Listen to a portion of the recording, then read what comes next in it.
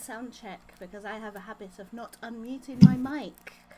So I'm just going to wait a second and ensure that we're working. There's quite a stream delay today, it looks like.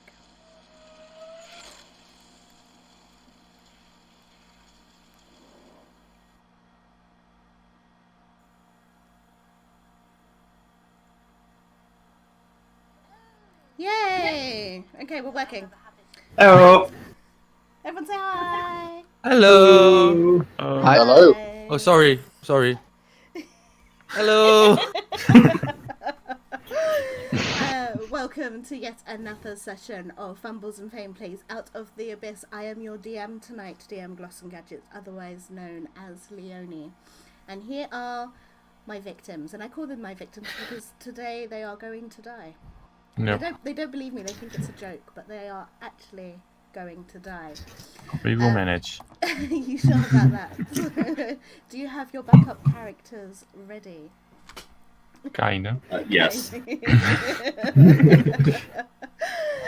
So, a little bit about us. Fumbles and Fame is a Discord community. We have a Discord server. You can just click the link below and come join us because you'll see some new faces in this group. One of them being Pascal, who actually stumbled upon the stream not too long ago and was like, hey, this D&D thing's cool. Joined the server, learnt how to play, and here he is doing his D&D debut, and this is the very first time he'll play, and I am so honoured as a DM to be taking him on this journey. It is important to note, while we love everything D&D, we are not affiliated, endorsed, sponsored with, or specifically approved by Wizards of the Coast, LLC. So, let's do a recap because we've been away for a while. So, we're in the Underdark, and our various heroes around the screen fell into the Underdark in various ways. Some are searching for mentors, fathers, lost artifacts, and on their adventures they found themselves captured by the Drow. The Drow took them to an outpost called Velkenveen, just outside of Menzunu Barazon, to start their future as slaves. And sadly, under hard labour and getting to know each other, they kind of realised that something was kind of wrong. Something wasn't right in the Underdark, but they didn't know what. They met. Who is got my voice playing? It is so catchy. Can you mute me, please? Not my end. Who? I don't know. Who is playing the stream? Shouldn't it be me? No? I'm playing with mute I can hear myself. and myself. Yeah. Okay. Right. I'll just talk quieter. I'm trying to calm my own voice. So, they met Leia Strain, a Drow priestess of Illustri, who was also captured by the Drow and was to be sentenced to die and wouldn't live a life of a slave, as she is an apostate. They met Shroom, a Myconid sproutling, who can use her spores to telecommunicate telepathically between everyone, and it gives them all a psychic link. And once they left Velkenveen under the attack of demons, they stumbled upon a tomb. In this tomb, they found hints of Dublex, the demon lord of the slimes, and of course met a sentient slime that could speak called Glabagool. Once they left this tomb, they found another and came upon the sentient sunblade called Dawnbringer. And then in between this, they also met Valdasar, who is a cleric of Bahamut, who decided to help them on these quests because, guided by his visions, he knew that these heroes would need him if they were to succeed in this unbalance of the Underdark. So they set about travelling weeks on end through the Underdark, traversing chasms, avoiding dead beholders, learning about the edible fungi several times. Do you remember the fungi, guys? I do. Yeah. Do you have it written down this time? I do. Excellent. I remember the mushroom galleon. They decided to use the fungi of the Underdark to craft themselves a vessel because they came upon the Dark Lake and they set off to try and find their way to the surface. And that's when a smell hit them. It smelt like the worst dock you have ever been on. Rotting flesh of fish and sea and seaweed. And that's when they were informed by their glorified babysitter Lael that they were quite close to Sloopladop, home of the Kuatoa. It was not long before they saw boats heading towards them, filled with Kuatoa. And they seemed quite aggressive, and that's where we ended our session, and that's exactly where we're going to pick up our session. So, I actually need everybody to roll initiative, apart from our players who have not been introduced yet.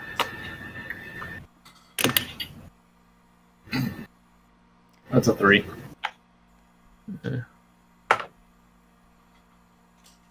8. 15. 17 for Valdasar. What's yours, Valdasar? 17. Excellent. Who had 15? Erdon. What was yours, Vulcan? 8. And Tom had a nice 3. Yes, the turtle going last. And then our missing companion rolled a 19.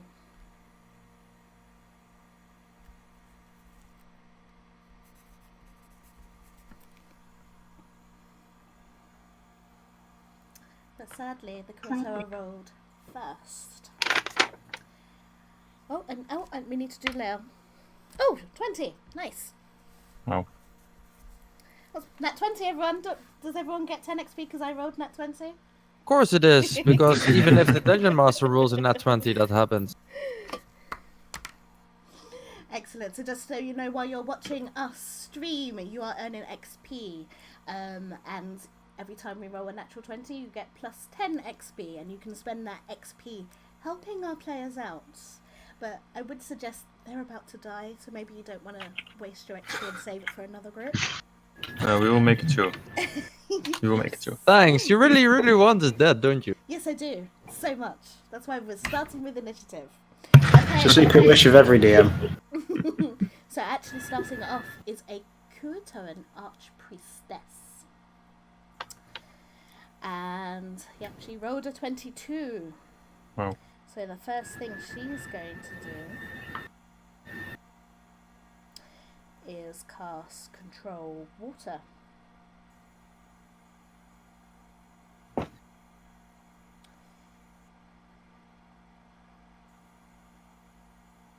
And what she's going to do is flip the boat over using this Control Water.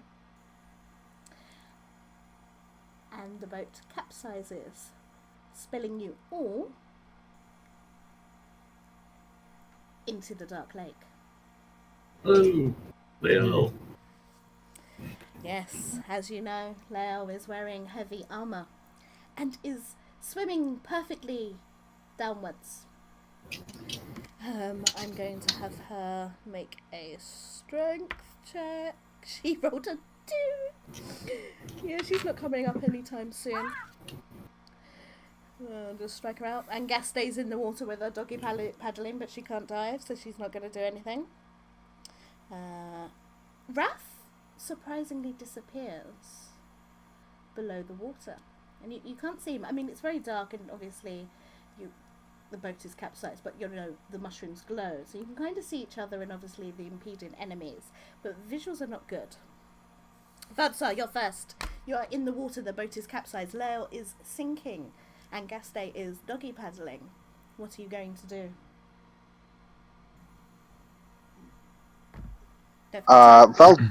Valdasar will immediately try to swim down and take hold of Lael's armor and try and drag her up, help drag her up to the surface, so she doesn't drown. Okay, I need you to make a strength athletics check, please.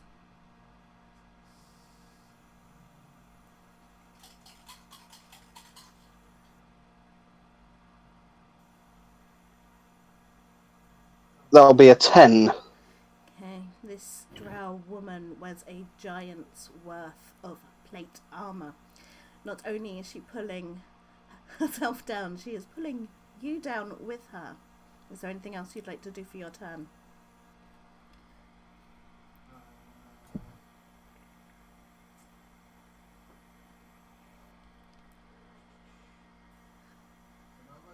Don't forget you're muted. I mean, I know you're only over there and I can hear you, but the rest can't.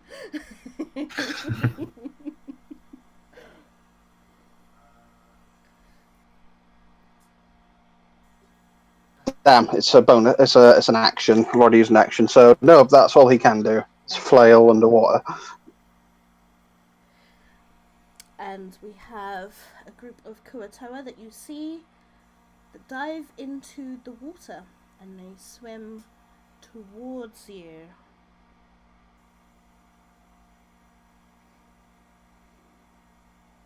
Okay, that's them. Next up is Erdon. Erdon, you are in the water. I've been in the water before. I mean, I've been underwater half my life, so I guess that's not the biggest issue here. Do these fish folk look aggressive? Yes, definitely, 100%. First of all, I look towards the capsized boat, the mushroom boat. Say, there was not much room for error here. Wow.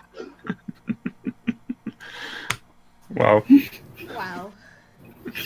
Yep. Sam, does that earn us psychic damage?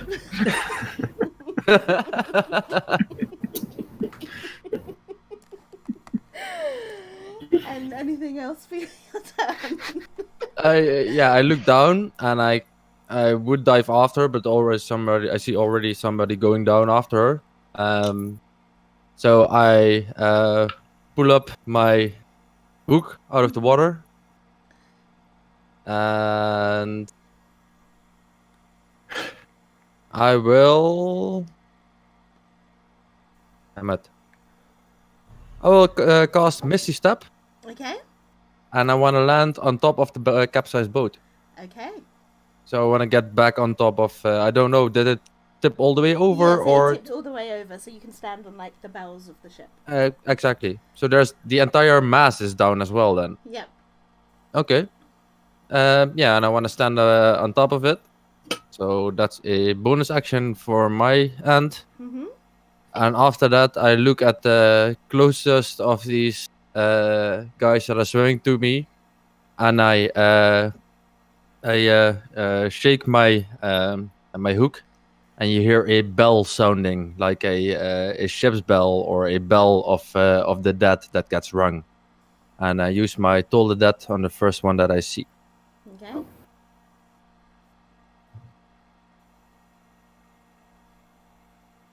What do I need to do? What happens? Please decide. You should roll a. I think that's a Constitution save. Let me double check.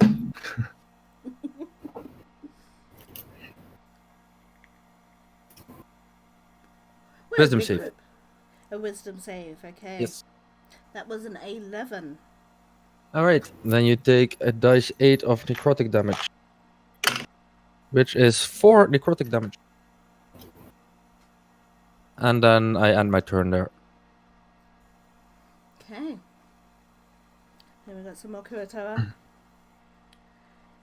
All dive into the water. So that's that group. Vulcan, it is your turn. First of all, I'll make sure that Doreen doesn't drown. So I put her under my head or something, I don't know. And then swim towards the boat to climb on it. So I land on her feet. Okay. I'm guessing it's all my movement and action, maybe? No, I would say climbing on the boat could be a free action, so you can do something else if you so choose. Okay. I'm gonna be kind because I'm gonna kill you. Great. Um, So this is a comforting way of killing us. Yes, I think so. slowly. So like slowly dying in your sleep without realizing it. Yeah, I get where you're going at. It's okay. Whatever happens, you'll always have the pun. Famous And last words. I will cast False Life and Shield of Fate on myself. So it's an extra 1d4 plus 4 hit points, temporary.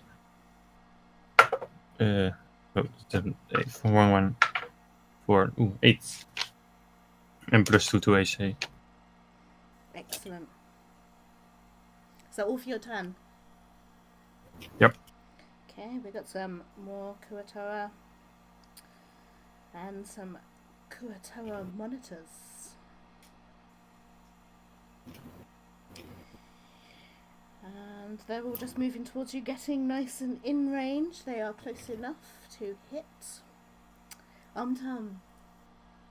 You're in the water. Some of your companions are Yes, I am. getting out of the water. Some of your companions are below the water. What are you going to do? Do we still have the psychic link from Shroom? You haven't activated it for some time, and she's still in your neck. Okay.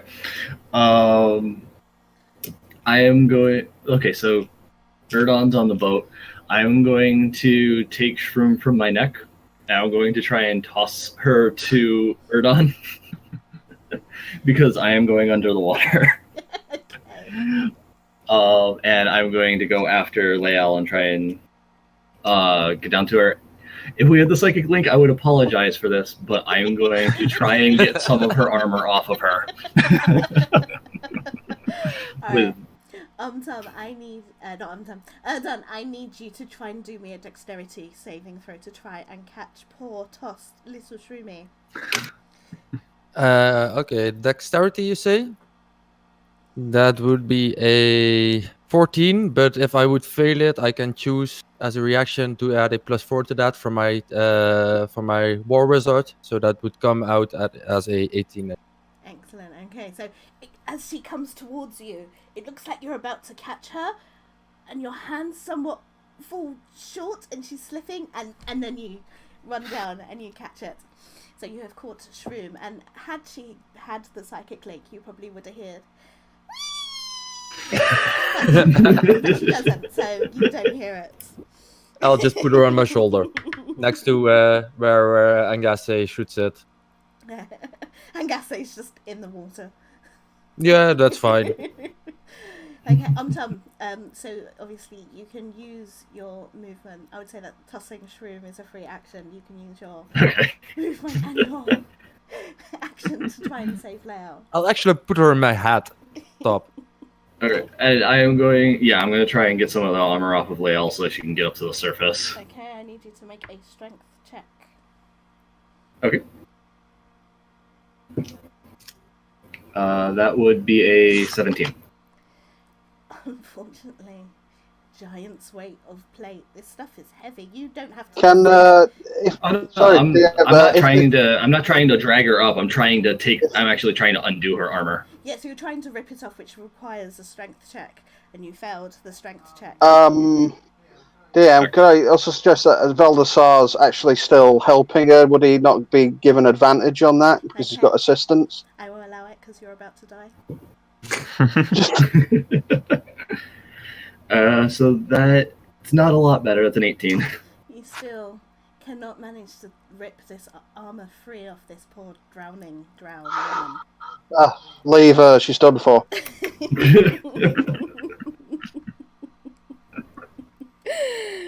Well, Okay. I mean, I can do this for an hour, but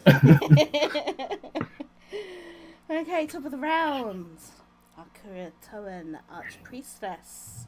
What is she going to do? She, actually, is going to cast Sacred Flame at you, Erdon. Actually, no, she's not. Meh. She cast Shield of Faith on herself, on her raft, and that's what she's gonna do.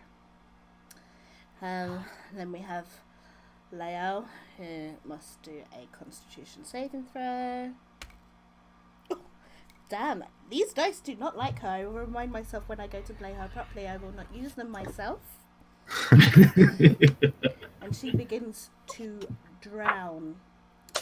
Then we have our Kuatoans. Okay, so Valdesar, Leo, you are underwater, and you are met by 5 Kuatoans underwater with you, who are going to kind of like entrap you in their nets. Tom, you are first. Okay. What do I need to do?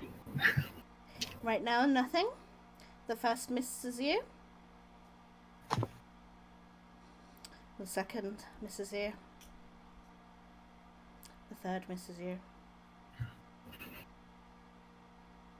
Does an 18 hit? Let's see. 18. Yes, I have 17 AC. Okay, you need to make me a strength check. Okay. 15. You are entangled in the net. Hello. There are 2 more. Valdesar, you are next. Okay, Valdesar will. Wait. Not finished my turn. I'm just trying to go. I know 6. Oh, thank you. Sorry, say again? A 19, does that hit you? Oh, yeah, definitely. I need you to make a strength saving throw.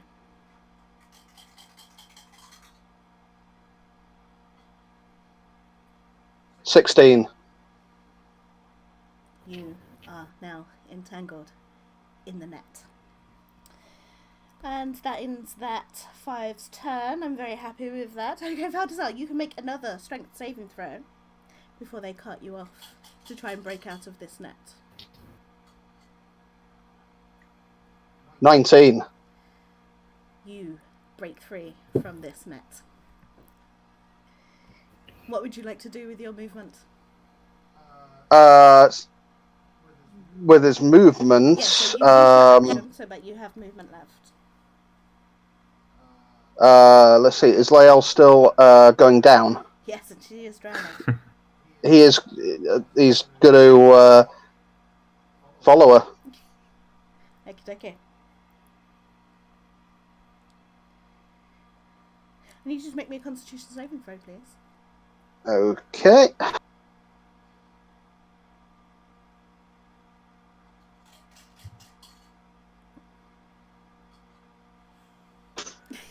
Yes. 6.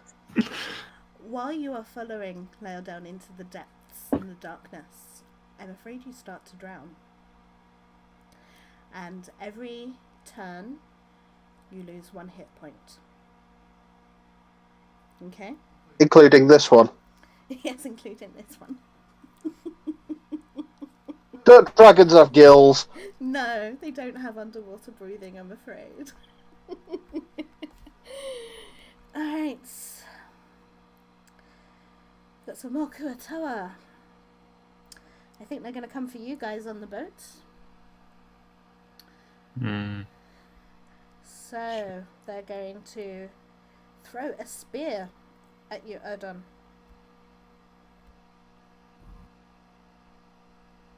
Ah, I'm going to use the dice. That's annoying me. Oh, natural 1. It shoots clear over your head. And I'm probably still in the action of catching the fungus guy, so he just throws way over. As you duck to try and catch As a duck Shroom. just over my head, I don't even notice it. I love it. Who did we lose? We lost someone. We lost Joss. Yeah.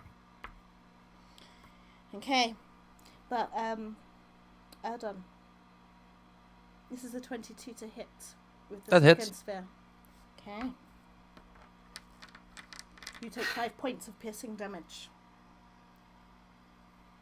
Good. Okay. And yes, another spear. Does a 15 hit? On me as well? Mm-hmm. Yes, it does. Excellent. Another 5 points of piercing damage, please. That hurts. There's another one. Oh God. That's only 11 this time. Does that hit? It barely misses. Oh, so... Barely. So as you wince in pain from the next hit, this next one just lightly caresses your cheek, but it does miss you. There's another one. By the way, there's 16 Kuato I'm not including the Archpriestess, I should add. 16. That's a 10. Okay. And I think the last one's going to go for you, Vulcan. Mm-hmm. There's a 17 hit. Nope. Ooh. Not with Shoot of Fate. Excellent. Oh, yes. Because Yes. you've increased your AC. Wonderful. Alright, that's them. Right, Erdon, your turn. You are injured. So there's a ton of them in front of me. Is there, where we came from, maybe a place where we could swim to, like... You are completely in the middle of the dark lake, and you are a human, so you can't see the edges very well. Right. If I'm gonna go down, I'm gonna go down fighting. These Kuto are still in the water, right? Yes, there are. Mm, I'm thirsty. All this damaging you guys is making me thirsty.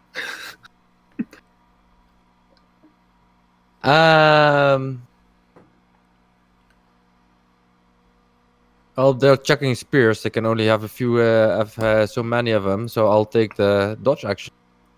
Okay. Is that all for your turn? Is that what you're going to do?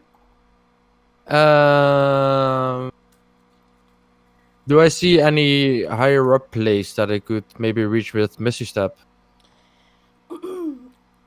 No. No, not with your vision in the dark. Alright.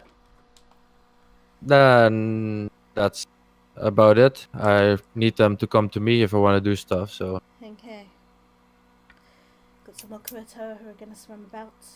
I think they're going to go for Lael, this group. She is drowning. Oh, yeah, they've got her. I'm just going to skip those. Right, these guys, though, are going to go for you, Vulcan. Okay. They're going to swim towards you and climb on the boat. But that will take up all their movement. And they are two of them, two hulking fish-like humanoids, which are now on the boat with you. Mm, And it is your turn now. yeah.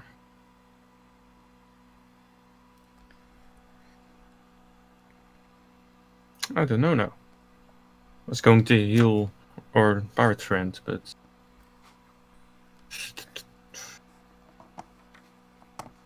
Vulcan reaches in his back and he grabs a vial of green acid-like liquid and throws it at one of the fish creatures. Mm-hmm. Please do so. And it's a 12 to hit. So you throw it, expecting it to hit one of the creatures. And he just slightly sidesteps and it brushes past, landing on the boat. Being that it's acid and the boat is made of mushroom, it slowly starts to degrade. Great. Yeah. I give him a pissed off look. I like how Ken has taken off his eye patch because he means business now. He needs both eyes to see. It's actually starting to hurt a bit with the glasses on, so... Why don't you put it underneath your glasses? Yeah, but then I can't see anything anymore. I tried. Okay. Vulcan looks at Ordon and he's like, oh, I'm sorry, Ordon. And that's basically my turn. I move a bit back on the boat, maybe. away from the fish people. So, That's it. Oh, actually, oh, can I use a bonus action to throw one of the flash crystals that I collected? you could. In that case, I cannot throw one. This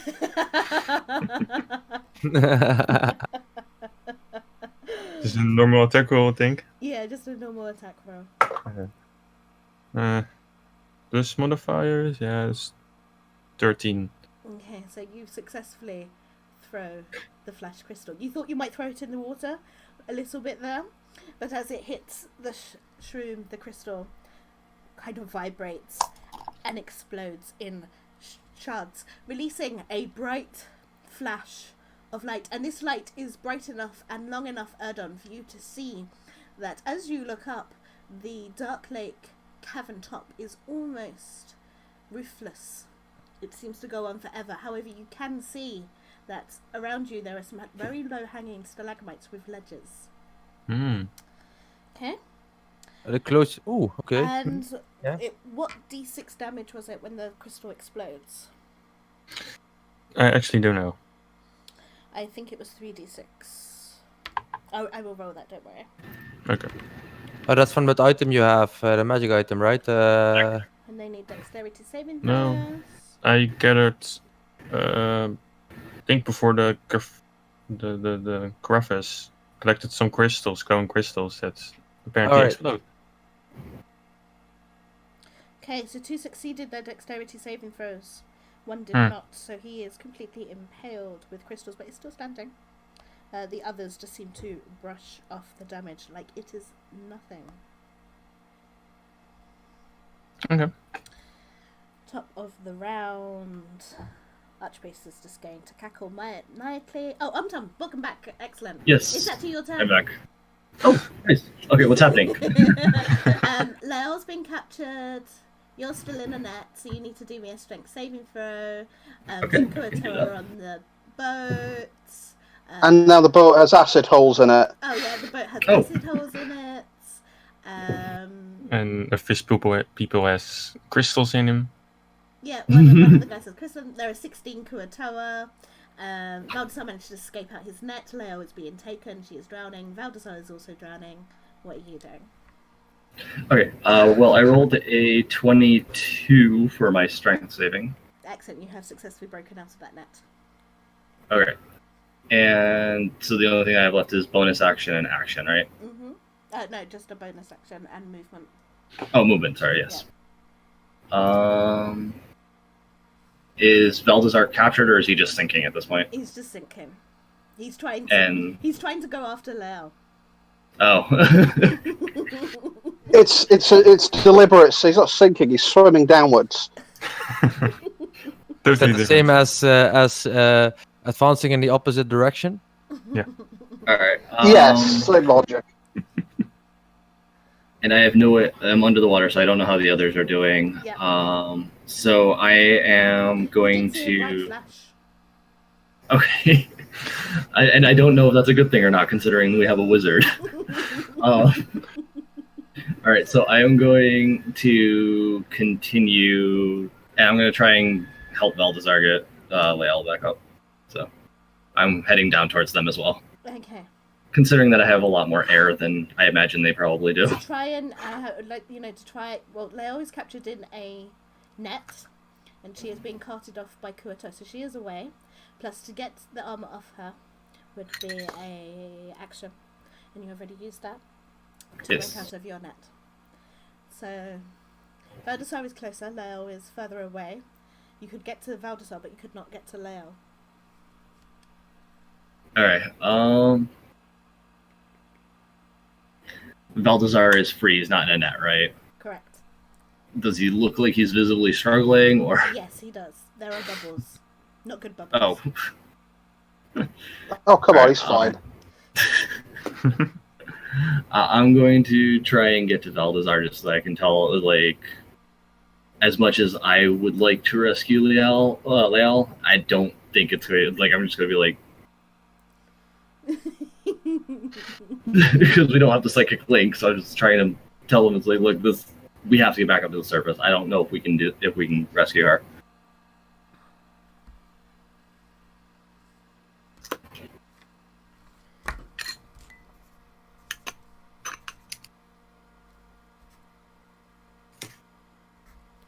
And as a bonus action, since I can hold my breath for an hour, could I like give him some of my air? Because I mean, Tom doesn't mind kissing a dude, so. Sure. I'm not sure how you would, given that you're a turtle and he is a dragonborn, and neither of you have lips. That's true. It might be difficult snout on snout. I'm not sure. I don't think we'll be able to get a good seal there. Do you really want to get Take into? my big hands. Do you really want to get into how different races in the world do it? No, let's just say that as he nears Valdasar's face, Valdasar gets a look of panic as he's pushing him away. It's like the I mean, you can certainly try. It's like I let out a little bubble from my mouth, and I point at that, and I point at his face. You hear a bubbling gurgle that sounds suspiciously like, no, gross!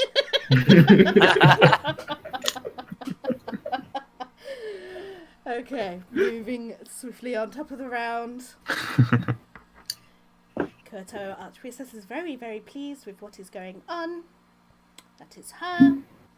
The L is being carried off and will now be considered non-combative. So bye now. Wrath is still missing. Returns.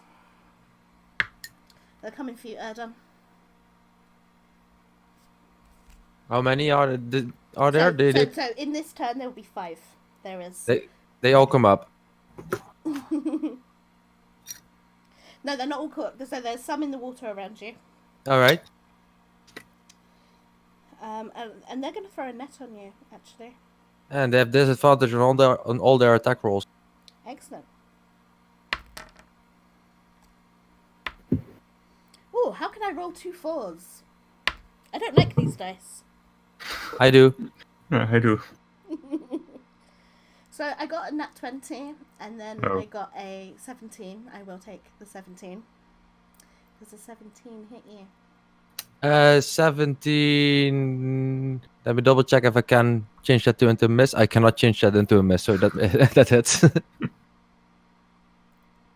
That misses. It hits. Oh, that hits. Excellent. You are now trapped in the net. And they're going to try and pull you into the water, but that would be the thing. Vulcan, they're coming for you. Also with a net. Okay. There's only 2 more. Natural 20. You Misses. guys either roll terribly or give me nats. Everyone That gets means 10 XP. that we get more XP for the Yeah. viewers. Yes, yes. Don't waste your XP on them. They're doing No. Use it. Guys, Is it we're wisely? dying. I told you I was going to kill you. I'm sick of you. I'm sick of looking at all of you. Last session today.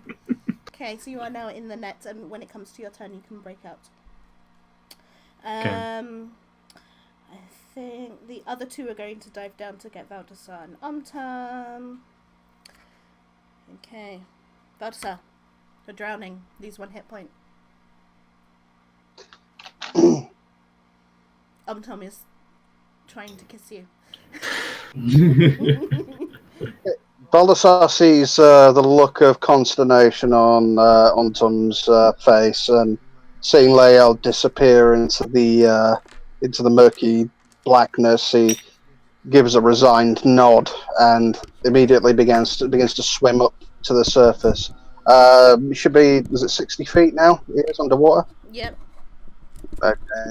Then he's going to use his movement and a dash to get up to the surface, and his head just emerges and he gasps loudly. However, seeing the struggle on the boat, he will actually use a bonus action and cast Spiritual Weapon. What's your weapon? Yes, Spirit Weapon. So he clasps, as he's gasping for breath, he clasps his dragon amulet, and it begins to give off an ethereal blue glow. And from it springs two, also like dragon sprites that sort of swirl in the air and then begin to twirl, spinning in tight circles, faster and faster until they resemble spinning blades. And they will move towards the. How many Kyoto are on the boat? There's 2 on the boat. Okay, they'll just head for the nearest one and immediately start attacking. Okay.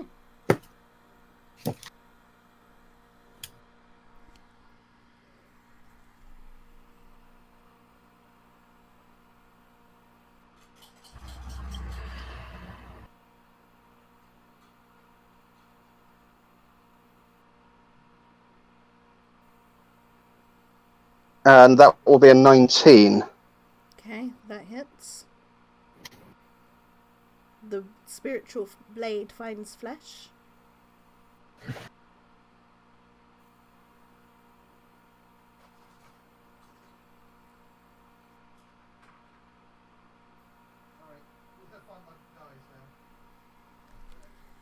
I think there's a muted mic somewhere.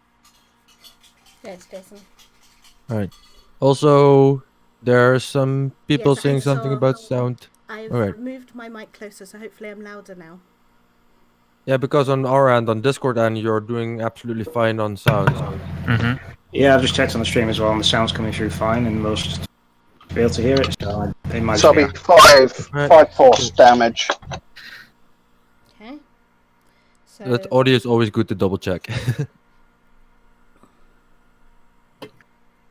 And that will be his action. His turn, rather. okay.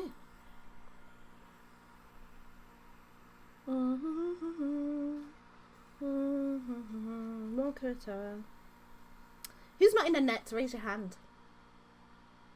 I'm not in the net now. Sam, you're not even there. Technically, you are in a net. I'm learning something. Okay. Okay, so Tum. Alright, how many... No, wait. Oh, okay. Oh, that's a natural 1. They lose their net. This Kuatara no longer has a net. Wait, was it my turn before his? No, not yet. Alright. This is a Kuatoa. Yeah, these are the Kuatara. Oh, sorry. Yeah, okay, cool. Oh, Yeah, they rolling 5s and 1s. And another 1. Oh, this dice Good is job, clearly, good to us. This dice is clearly on your side. Okay. Done now. It is your turn. Alright. Well, being restrained, because I'm restrained right now, right? Yes, you're in the net, But- so you will need to break free. I don't wanna. Okay. I want to do other stuff. I don't need to be free from a net for that. I mean, I can cast spells for perfectly well being in the net. And seeing as I can cast spells again, because I couldn't last turn, I will use my circlet of blasting and shoot 2 fire blasts at the guys standing next to Umtom, because they came up and started attacking Umtom, right? Mm-hmm. I want to shoot 2 at one of them and 1 at the other one. Okay. So the first one will be a natural 20. Nice. I'm not kidding. Nice. Roll me crit damage, please. So that would be 4 dice 6 for the first one. It's 9 fire damage for the first one. And then 2 bolts on the other one. First one is a 23 to hit. Second one is a 23 as well. Excellent. Roll me some damage. So that's 4 damage for the first one. And 7 damage from the second one. All fire. Yeah, these things shrug it off. They don't even seem singed. Alright, good to know. And you're still in the net. I still kind of need you to make me a strength saving throw because you're going to be pulled into the water. Yeah, sure. I will actually use my inspiration for that.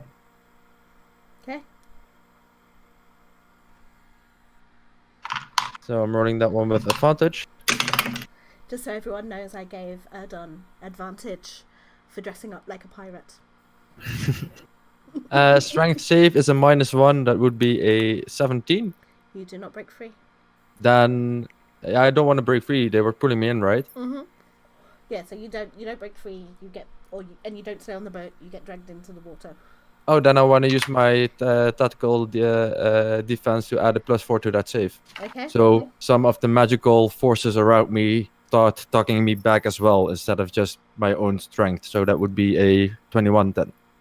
Okay, you remain on the boat. Awesome. And Anything else for your turn?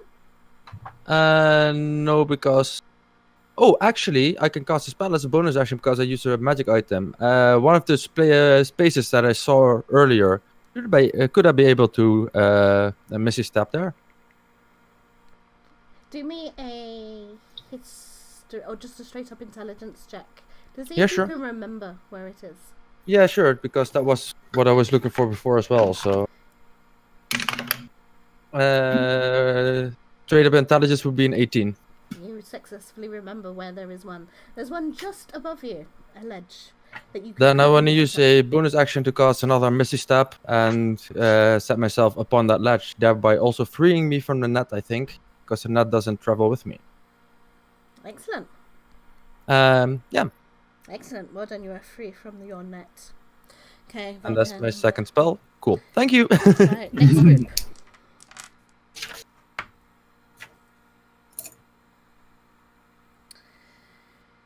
Does a 15 hit you, Tum? No. Vulcan. Does a 16 hit? Nope. Valdesar. Does a 20 hit? You take 5 points of piercing damage as a spear finds you some soft flesh between your scales.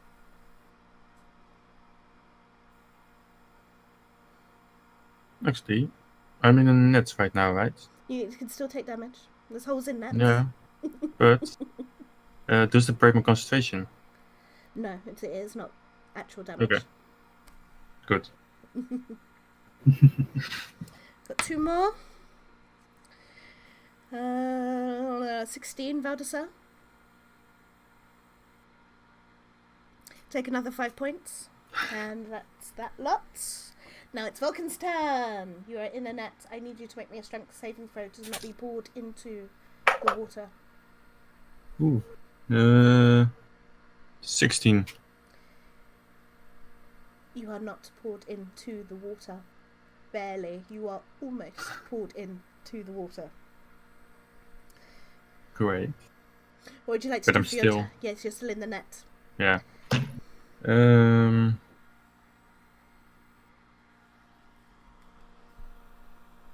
I don't know actually. It's tough, isn't it, guys? Yes.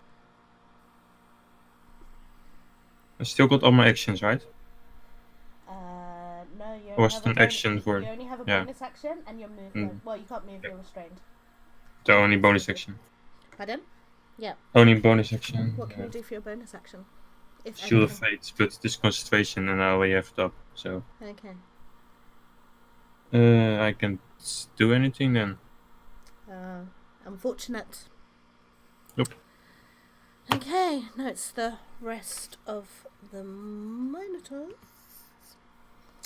And he is going to go look for the wizard. Where's the wizard gone? What's his perception? Where's the wizard? Where has the wizard gone? His perception is +6.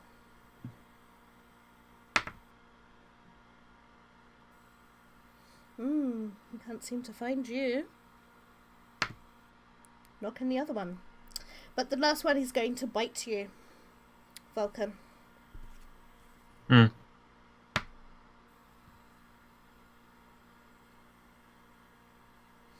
That's a 24. Oh, hits. You're going to take 8 points of Ooh. piercing damage. There goes my temporary hit points. And that's them. Tom. How many Kuoto are currently after me? There's just lots. It's chaos. The water's turning frothy. There's so many bodies in it. Okay. Are there any that are between me and the surface? Like, if I swim Yes. up, am I going to run into them? Yes. Okay, I am going to rage and make a beeline straight at them. Nice. Do it. I imagine a total torpedo right now. You know? That's exactly what I imagined Alright, as well.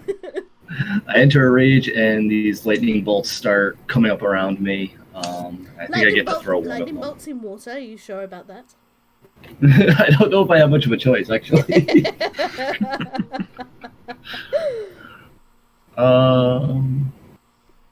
Let me zoom in here so I can actually see.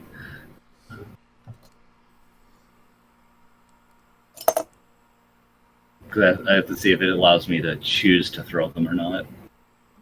No, it's fact that you can choose one of the creatures you can see in your forest.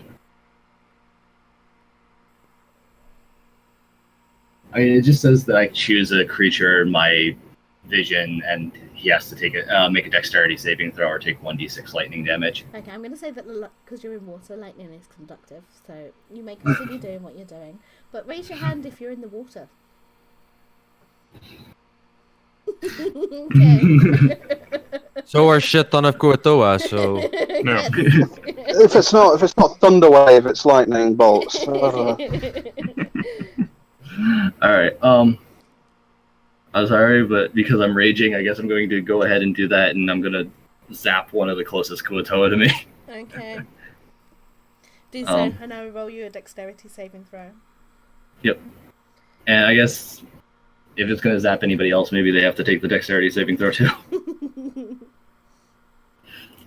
I believe for me that's a 13 saving throw. Yeah, 13. They rolled a 15. Okay, so no damage on that then. You sure it's not half? Alright. No, this one doesn't do half damage. Okay. It's However, either... still roll me damage. Okay. 2. Okay. Right, this is going to take a while. Everyone takes 2 damage. But so you take 2 damage too. No, he takes 1 damage because he's got resistance to lightning, being a blue dragon. Oh, it's still like you're drowning. points ticking off, Leonie. Poor old man. You get a little tickle from the lightning bolt. I mean, if you're gonna kill us, we're gonna make it as hard on you as we can, right? I mean, we're not gonna survive 25,000 Kuatoa, but we're gonna make it hard on you. You know what? I might go get my big DM dice, the ones that always roll well. No, don't. The weighted ones. No, they're just my DM dice. They mean business. Oh my god, there's so many of them. Alright, and then as my action, I'm going to attack whatever Kuoto I actually can get up next to. Okay, I'm gonna whatever Kuotoa I land on, as I'm deducting 2 hit points from all of them. Okay, and I am going to use Reckless Attack so that I have advantage. Okay, sounds good. Do it. Yep, gives you advantage. Wow, I'm glad I did that. Because one of those was a 1. So... 18. That hits. And this Okay. Kuotoa is gonna lose 2 hit points and whatever damage you do. 5 plus 3 plus 2. 10 damage. Okay, 12 in total. Oh, this poor Kuotoa looks very hurt. It's bloodied. If the water wasn't so dark, I'm quite sure that you would have seen blood in it. Okay, this is my fault for having so many in an encounter. But to be honest, The DM that doesn't like combat. Good job, Leonie. I know. But to be honest, this encounter was in the book, so blame the book, not me. Okay, I am done removing 2 hit points. Top of the round, it is the priestess. What is she going to do? What can she do?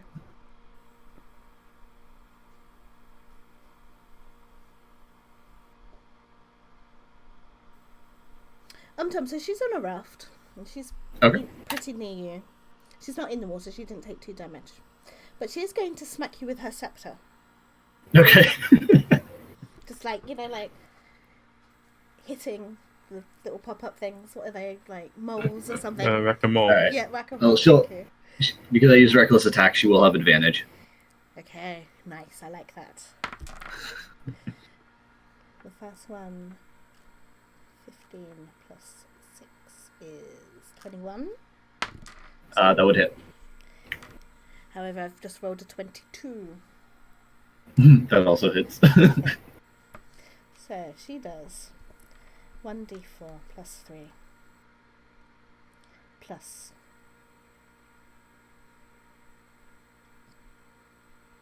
Is it all bludgeoning? Oh, 1d6 plus 3 bludgeoning, which is 6, 7, 8, 9, plus 4d6 lightning. So you take 9 bludgeoning and 6, 3, 12, 13, 14, 15, 16, 17 points of lightning. What? Jeez. Okay, so I take half of the bludgeoning damage Mm-hmm. and the whole for the lightning. So I took 22. Shit. That would have been an instant kill on me. That's half my hit points. Ouch. Mm. So I am at 19. However, she has multi-attack. Of course. She's going to do it again with her scepter. That's a 19 plus 6. Yes, that will hit. So you take 5 bludgeoning, Okay, so 6, 6, 6, jeez. 4 lightning. All right, 6 is 14. 12, 22 lightning damage. 16. I am at 1. Wow. Are you unconscious? No, I'm just barely conscious.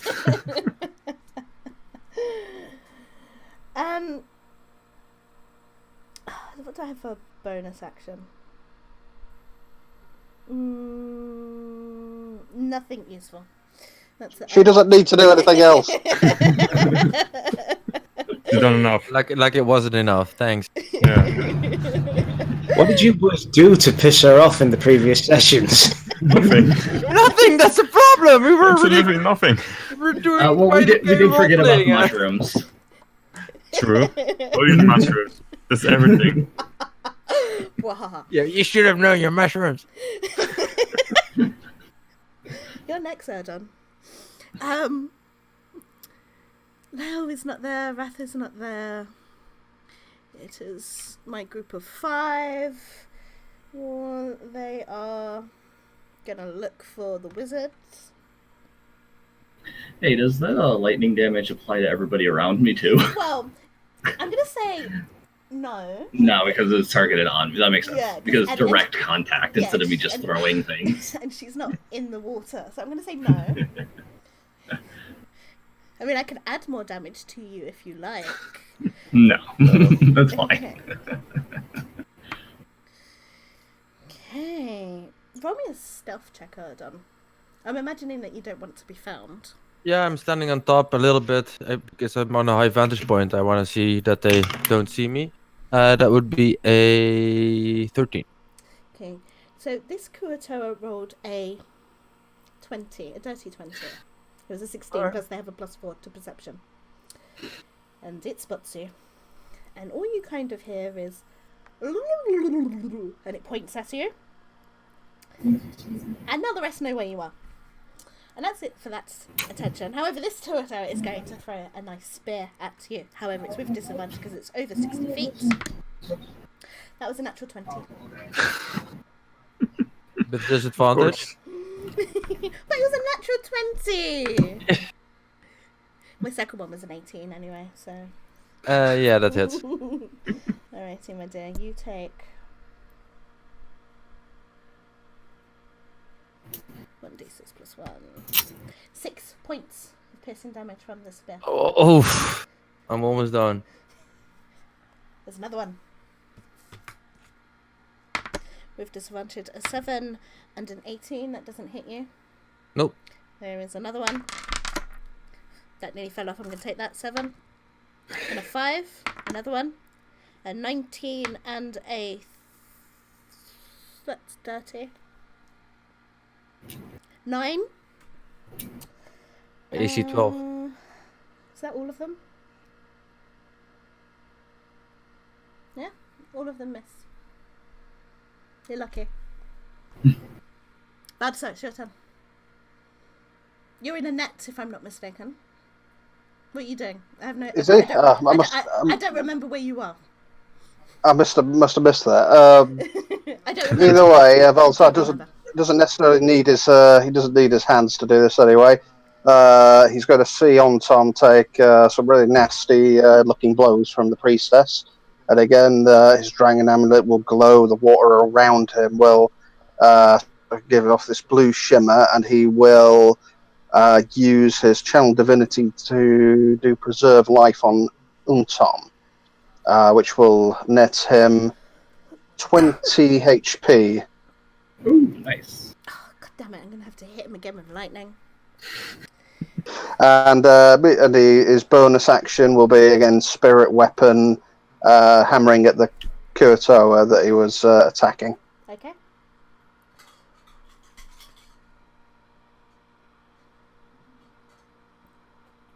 The 22 Mhm.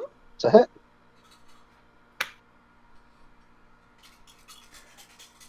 Nice bit of meta knowledge for you. The things that are on the boat have 65 HP. Thanks. 6. That'll be 6 lost damage. It seems a little less impressive now. Yeah. Anything else for your turn? No, I don't think there's anything he can do. Okay, there's a couple of Kuantoa before Erdan's turn. However, they are going to go for you, Erdan.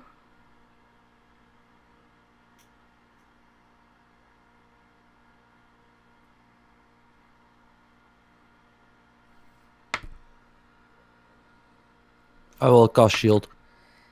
Okay, well, I'm rolling with disadvantage, remember?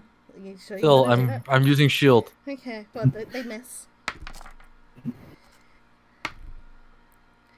That misses. That misses. That misses.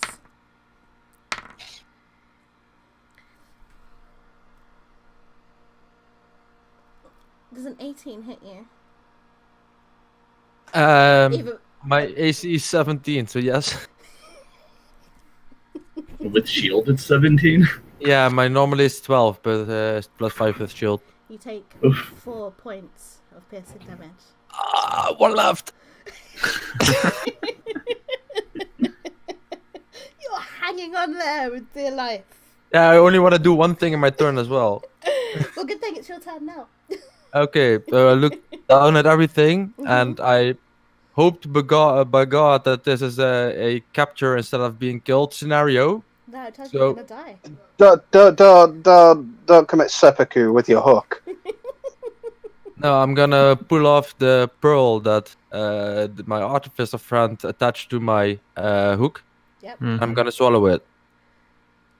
Okay. Okay.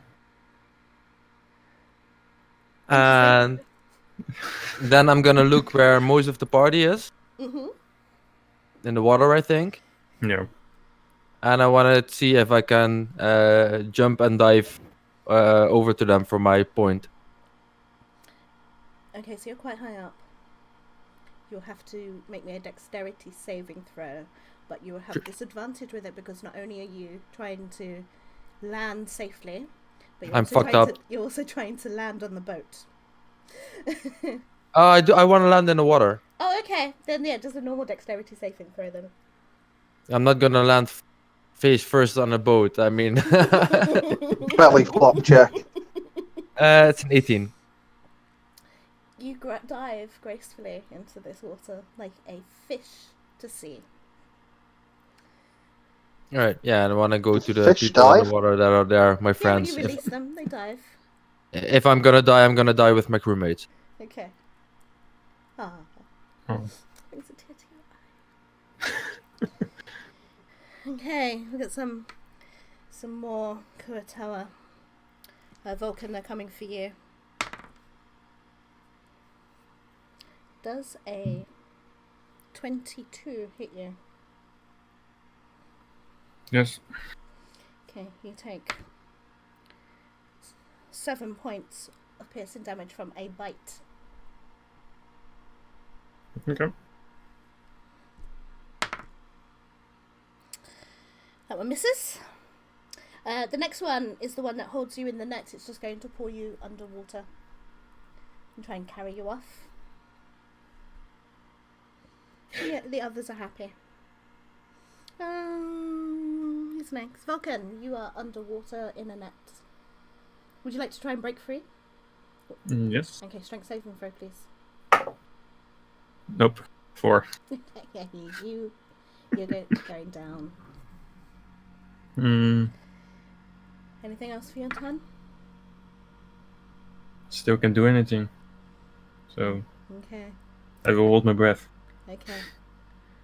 Constitution saving throws for you next round. Okay, last lot. They're gonna go for you. Tum. Yes. I am checking to leave real quick. I will hold my dice at the ready. Okay. All it does is drop them to 0 speed. Alright, I'm going to climb out of the boat, or climb out of the water onto the... It's their turn. Oh, I thought you were saying me. No, Okay. They're coming for you. Okay. As expected. Does a 24 hit you? Yes. You take 10 points of piercing damage. Okay, so I take the 5. Second one. 17. 23, does that hit you? Yes. You take 6 points of piercing damage. 3 points. Last one. That was a natural 20. Okay. That Oh, hits. another one. You take 20 points of piercing damage. Oof. So 10 points. So I'm back down to 3. Okay, it's your turn now. You are hurt and injured. Who's not being carried off or is unconscious or nearly unconscious? Show of hands. Okay, Valsa. Nearly. Nearly. I'm Yeah, not I'm nearly nearly done. unconscious, but I'm being carried off. You're being carried off, okay. Yeah. Alright. Well, if I'm going down swinging. I am going to climb out of the water onto the boat. Okay. I'm going to try and get myself some revenge on this priestess. Okay, first things first, I reactivate my aura, so I'm like throwing a lightning bolt at her. Okay. So dexterity saving throw on that. Okay. Oh, she's quite dexterous. She does a 19. Yeah, 19 passes it. Okay. Right. And then I'm going to swing my big hammer at her, Okay. which is a 17. She has 16. Alright. Of 19. Nice. Anything else for your turn? And then I am going to withdraw into my shell. So I have plus 4 AC. How does that work? Okay. It's a bonus action. Nice. So you're just gonna go like, bloop, and you just land on her raft as a shell. Okay. Alrighty. Wait, it's her turn, and she didn't like that 19 points of damage that you did.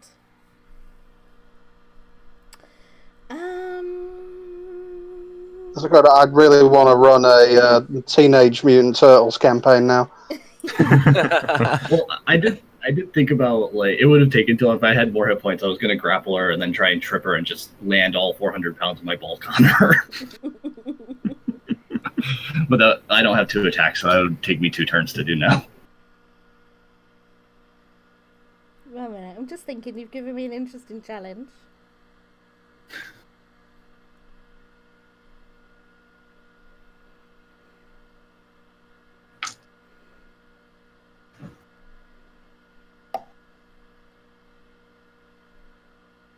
Oh, how did I... I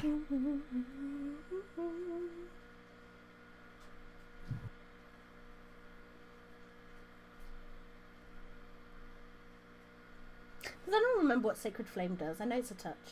It's a dex save. It's not a touch. It's No, it's a ranged. ranged spell that ignores Close like cover. Ha! And what damage does it do? Dice 8 of radiant damage increasing at level 5, 11, and 6. Okay, well, Yeah. she's only level 10, so that's fine. Okay. So, Tom, you're in your shell. How does a dex saving throw work? Normally it would be at disadvantage, but because I have danger sense, I have advantage on dexterity saving throws. So Let's do it would this. be a normal saving throw.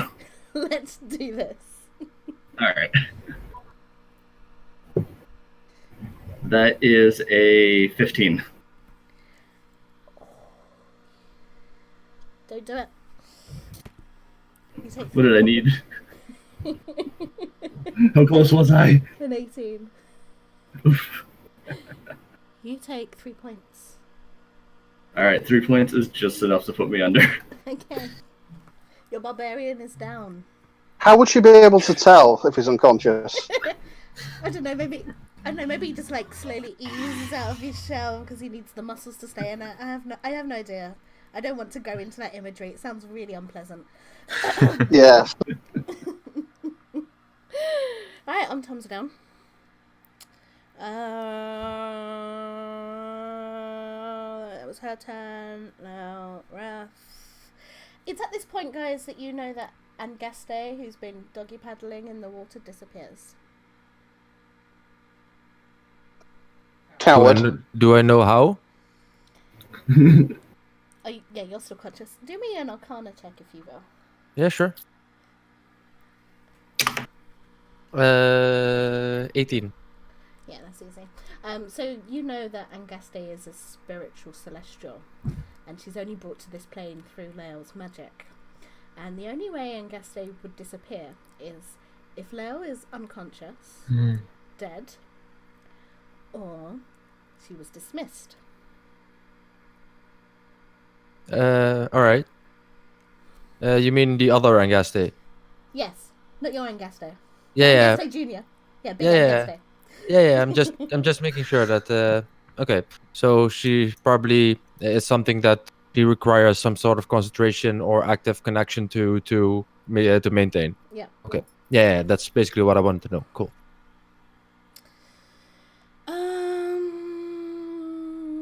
5 Kuatoa. They're gonna bite you. Done. I'm gonna use shield. Okay, that was a 6. 13 and a 1. 19 and a 9. 10 and a 8. You have flat rolls. I just have. I'm in the water now, so I just have more AC. My AC is 17 right now because of shield. Okay, well, none of them hit. Okay.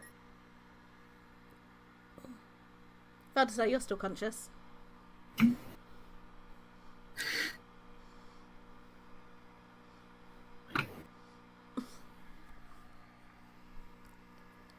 Okay. Baldassar seeing. Is Erdon visible? Or is he underwater? He is... Where do you want to be, Adam? I'm on the top of the water near the boat somewhere, like next to the boat. Okay. But I am in the Baldassar. water. Do you have dark vision? Him, no, but I wasn't that far. He wasn't that far away from the boat anyway, so I assume he'd be within 30 feet. Anyway, yeah, Veldasar swims over to Erdon, seeing no sign of anyone else, and he murmurs to him, "Yes, do not fear, child. Death is not the end." And he will actually draw Dawnbringer. Oh, they've got sunlight sensitivity. Nice. So the entire cavern is filled with sunlight. She doesn't appreciate being wet though, and you hear her complaint. He holds it her up out of the water, in a cool pose, as cool as he can while he's flailing in the water, trying to stay afloat. Okay. Are there any Kurotoa within striking distance? Okay, then he will do so. If he's not proficient, however, what penalties? Is it a disadvantage? So when you roll a weapon attack, you obviously roll your d20, and you get to add your bonus. So obviously she's the finesse, so that would be your dex, and you would add your proficiency to that. Now, because you don't have proficiency, it's just a strength check plus your bonus. Righto. Don't forget she's a +2. So you kind of get your proficiency anyway.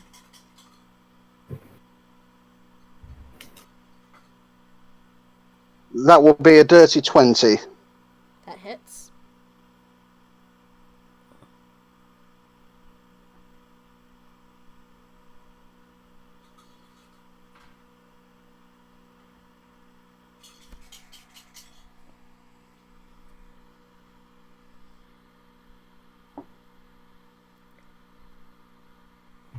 And that will be a 10 damage. Okay. That Kurotoa screams in pain as Dawnbringer's magical sunlight blade sears its flesh, but it looks hurt, but it's still standing. And also he will move his spiritual weapon over to the same Kurotoa and make another attack. Mm-hmm.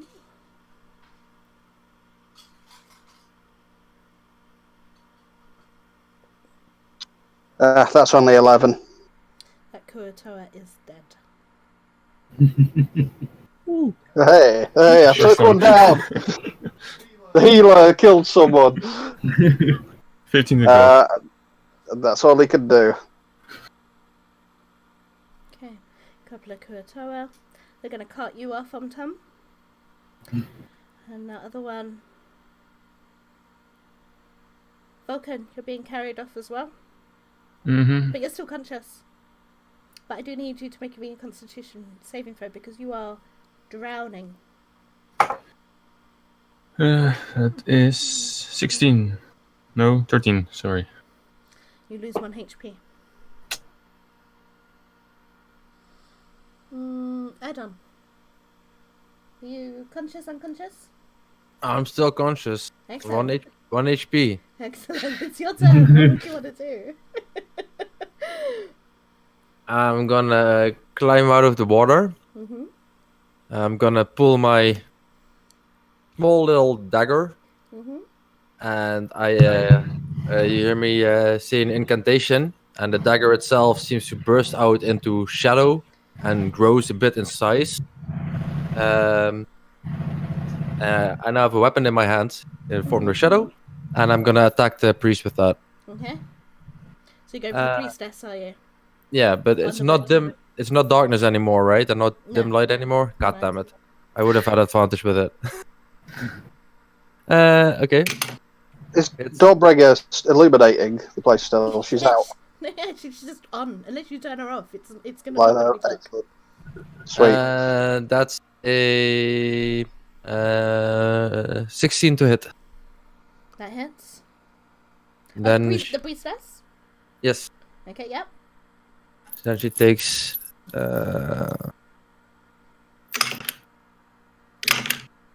14 psychic damage. Nice. Anything else for your turn? I'm just gonna spit at her.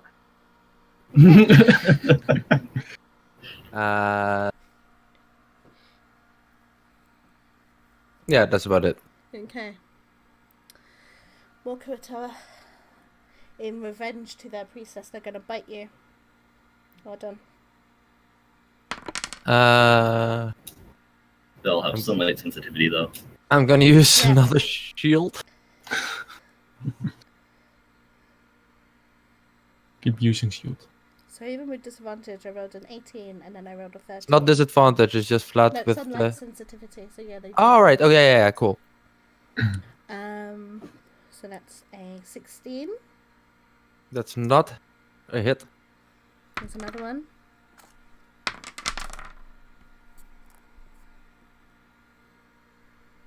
$17. 17 is exactly a hit. You take 2 points of piercing damage. My blade, yeah, I would say darkens, but it just goes out. Okay. And I fall down. KO on the floor. I'm dying. The other one, the last two are going to carry you off. Is it just you left, Valdesar? And Vulcan. Kinda.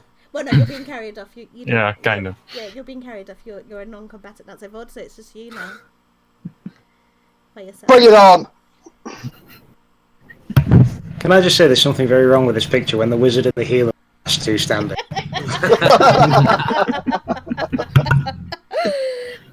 I deliberately went for the strongest. That's why Leia went down first, because she can kill stuff just by flicking it. Anyway. You literally ran down. Yeah, she literally went down. Down with the ship. Okay, Valdesar. Okay, this is going to be a lot of rolls. What's your AC?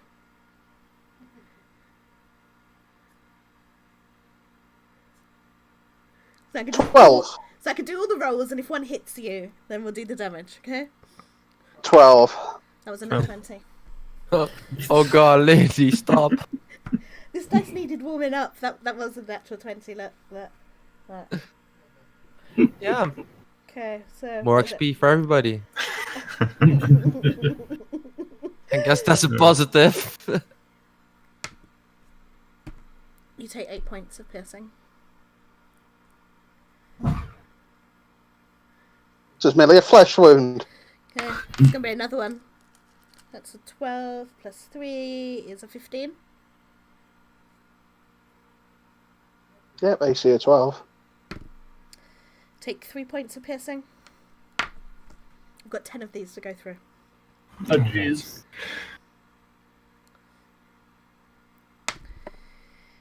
Another 15. 4 points. 15, 16, 17. 2 points. That was a 3. That's a 9, 10, 11, 12. That's 3 points. Alright, now he's gone down.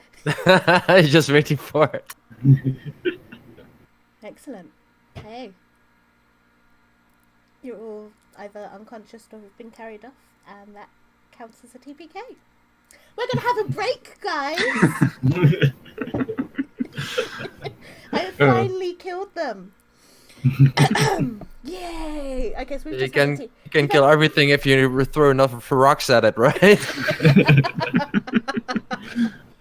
And the we six took of this one does down. two- Well done. Well done. How many lightning damage does that scepter do? So, fighters on dry land, they will see his boss. You've been good sports. Okay, so the guys need to go roll new characters. We're going to have a break while they do that, and we'll be back in a short time. We'll see you soon.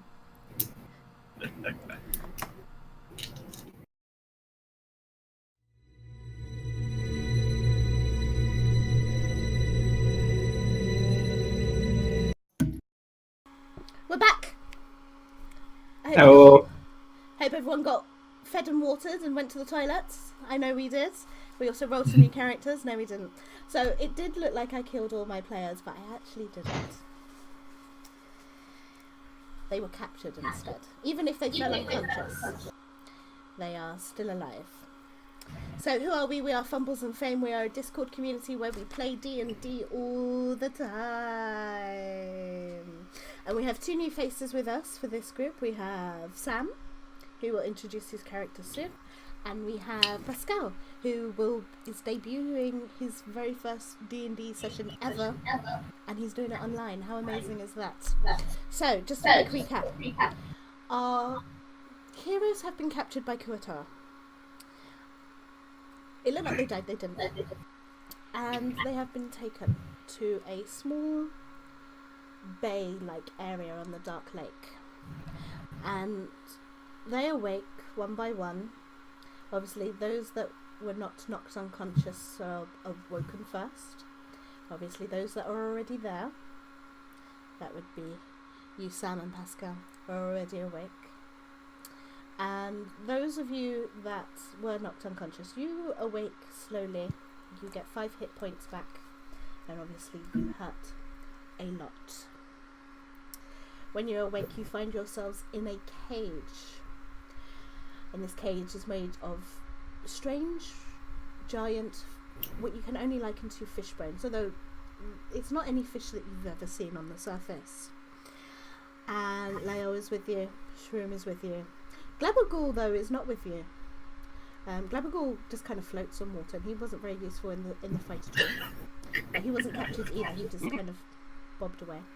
Or so you think. Darak. So obviously you're also in the cage, as are you, Leon. Leon. Just finding out. Loen, is it? Loen, yes, Yeah. thank you. Loen. Thank you. Loen, you're also awake, and there is a unconscious dark elf female with you, and obviously all these very strange and wonderful characters. So take it away, guys. It's your turn to shine. First thing I'm gonna do is check where my flask is. You do not have your flask. Fuck! Are we naked again? Well, you're always naked. I'll wear a pair of chaps. No, so you guys don't have your weapons, you don't have any valuables on you, you've lost your packs, but you're still dressed. They didn't strip you down like the drow did. They're not that kinky. Okay, first thing I do is look around and say, well, this looks awfully familiar. By the way, what's silent but deadly? And then when I look around, maybe the person in the closest cage to me... You're all in one big cage. Oh yeah, you notice some wafty smell coming by. How silent but violent is it? Well, I want to use it as my command word to refresh a spell slot from my pearl that I swallowed, because I have it on my person. Oh,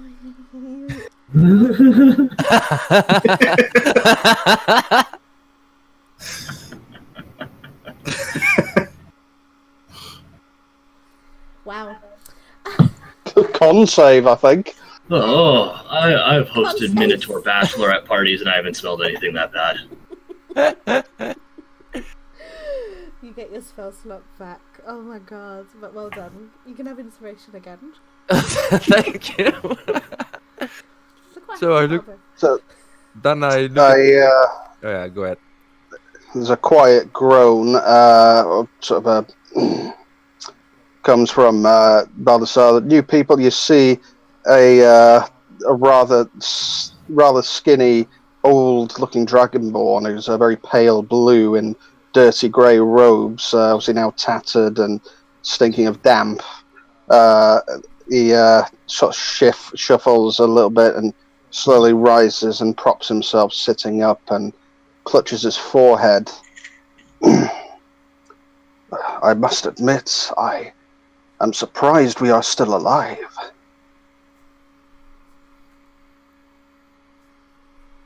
Honestly, I've been surprised as well. Some of the hits that I took there. Don't think I've taken anything quite like that before. It was brave of you to do so. Indeed, all of you fought well, but it is not a battle I think we had any chance of winning. Well, they don't call me a pirate for a reason, because a pirate that doesn't survive is called a rookie. So just keep going. Are any of you seriously hurt? Surprisingly not. But I can heal someone, and I grab. Do I have my satchel with me? Nope. No. In that case, I can heal someone with cure wounds, if they like to. Baldassar raises a hand and he says, "Do not waste your strength. I have a prayer to Bahamut that I can employ in this very situation." And he goes quiet and shuffles onto his knees and bows his head. Over the next 10 minutes, he will be completely silent as he casts Prayer of Healing. And he will restore...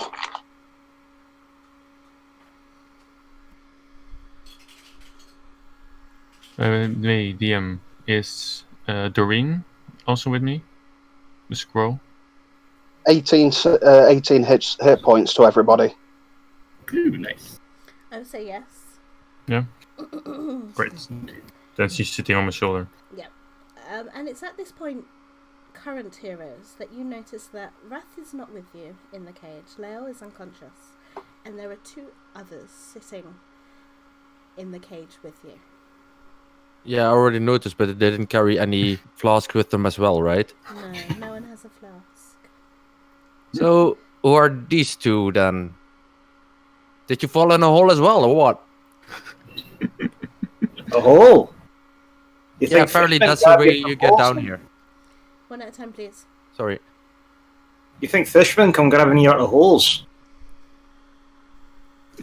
And you see a very stout-looking dwarven figure standing up near the bars of this cage. He's actually leaning against them.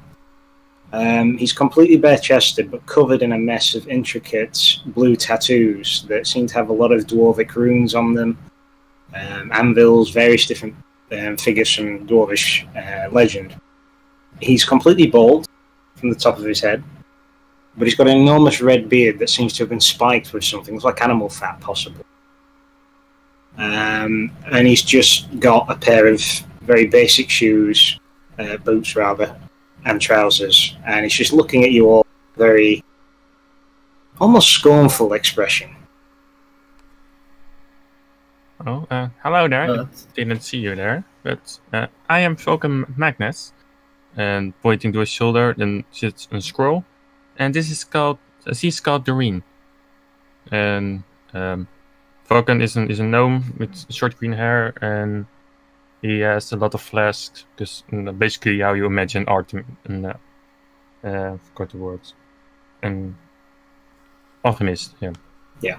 Basically an alchemist looks as a gnome with green hair. And You don't look like the type to be down here. no, I was searching for something around here, and I'm hoping to find it.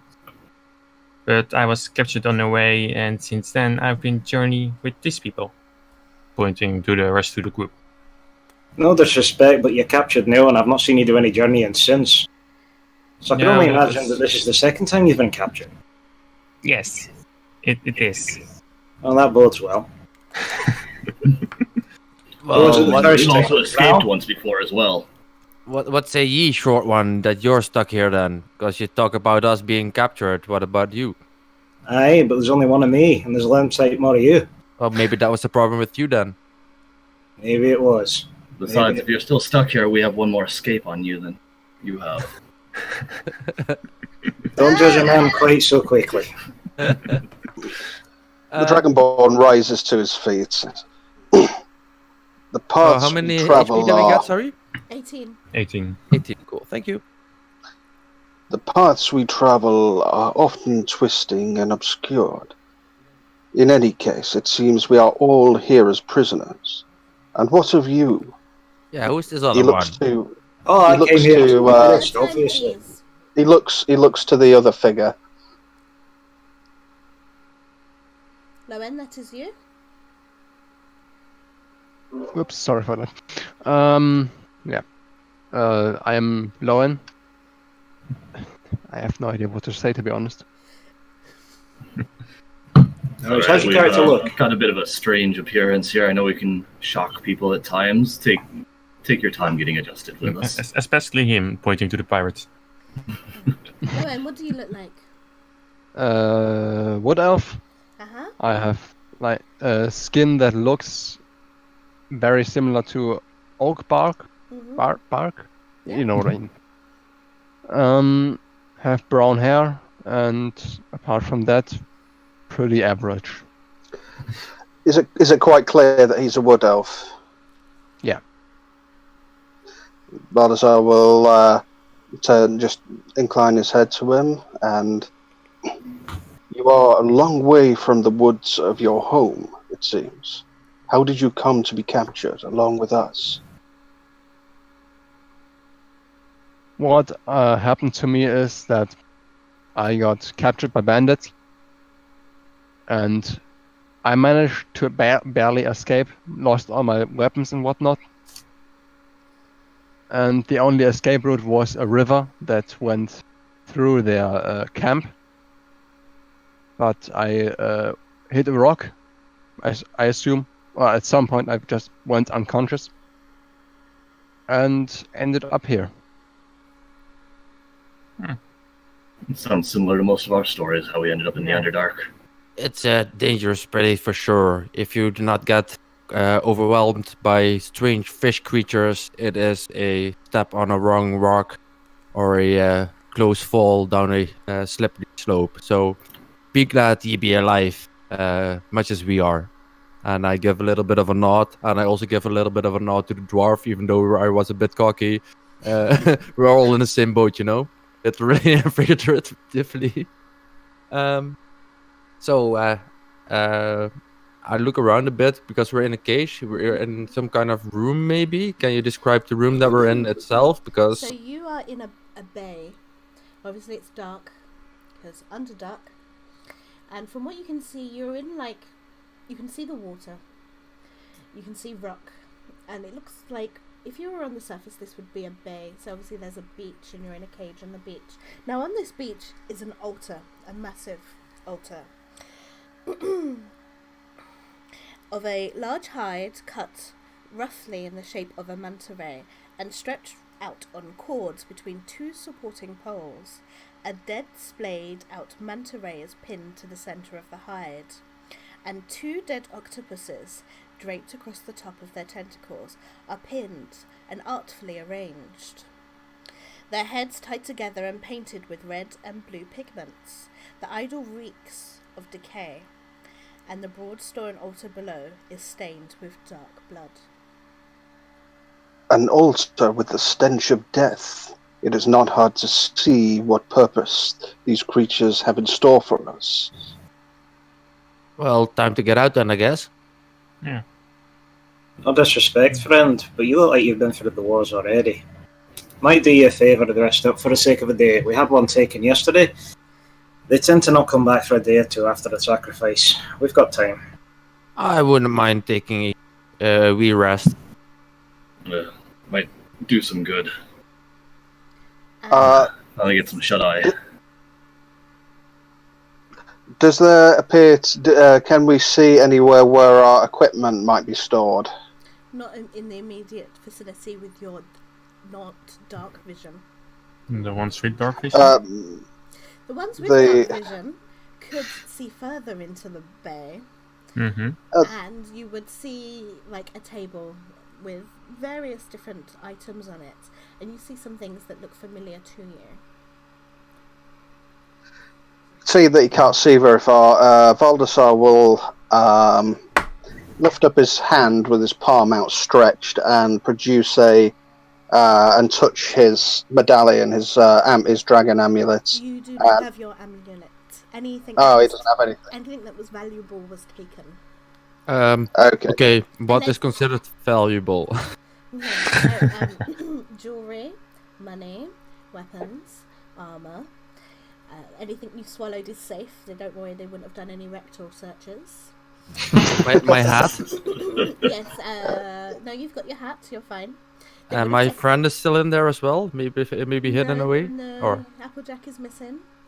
Your Does he father- still? Applejack I'm is no. I mean Oh. the Shroom. Shroom. Yeah, Shroom's there. Don't worry. Applejack was stowed away somewhere in my Okay. clothes. Okay, that's fine. I'm assuming that he Is still Applejack has his. there or not? Yeah, Applejack is there.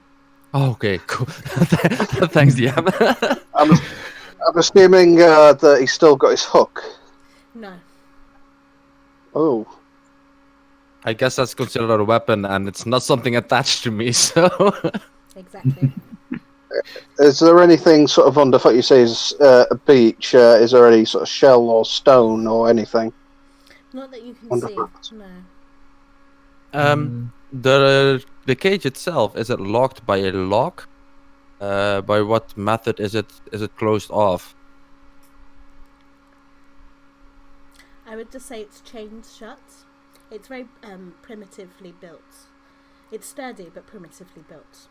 And from the inside, we wouldn't be able to properly reach it, probably, but maybe from the outside, there might be a way to open the chain. No, not really. It's kind of like knotted, chained, knotted. It's not locked. It's just very securely shut. And my fan has turned off. I'm going to die. I'd be able to get out of here, but then I should have a follow-up plan after that. Are there any Kuotoa that are around us? Not that you can immediately see, non-dark. I Okay. can't see any. I can't Can see I any. see any? He said that. Me. Both dark vision dudes. Yes, you have dark vision.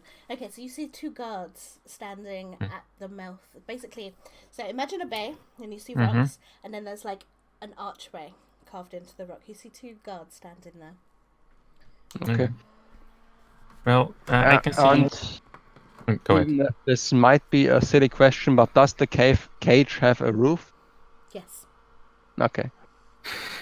Just need to check out the Yes, of course. possibilities. Good. No silly questions. Yes, There are No. no questions.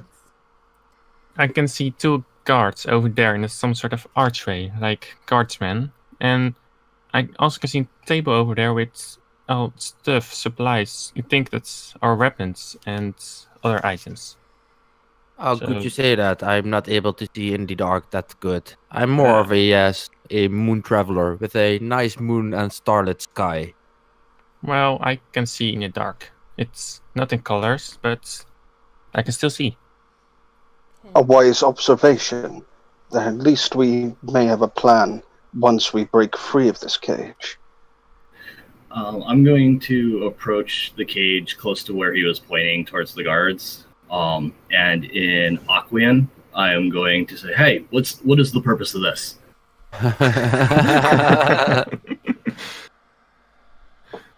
Ooh. I'm just going to take a guess that fish speak aquatic like I do.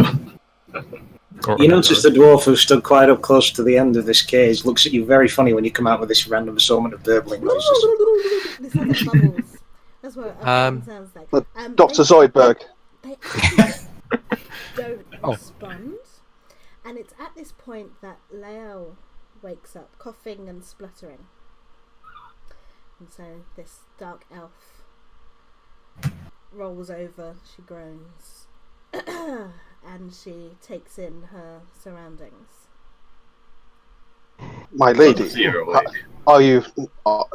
my lady, are you hurt? It feels like I've swallowed half the dark lake. Oh, you almost did. No, I'm we all sorry. did. I'm sorry. I tried to reach you. No, sir, I've never liked water. She says, and she sits up. What's going on? Fill me in.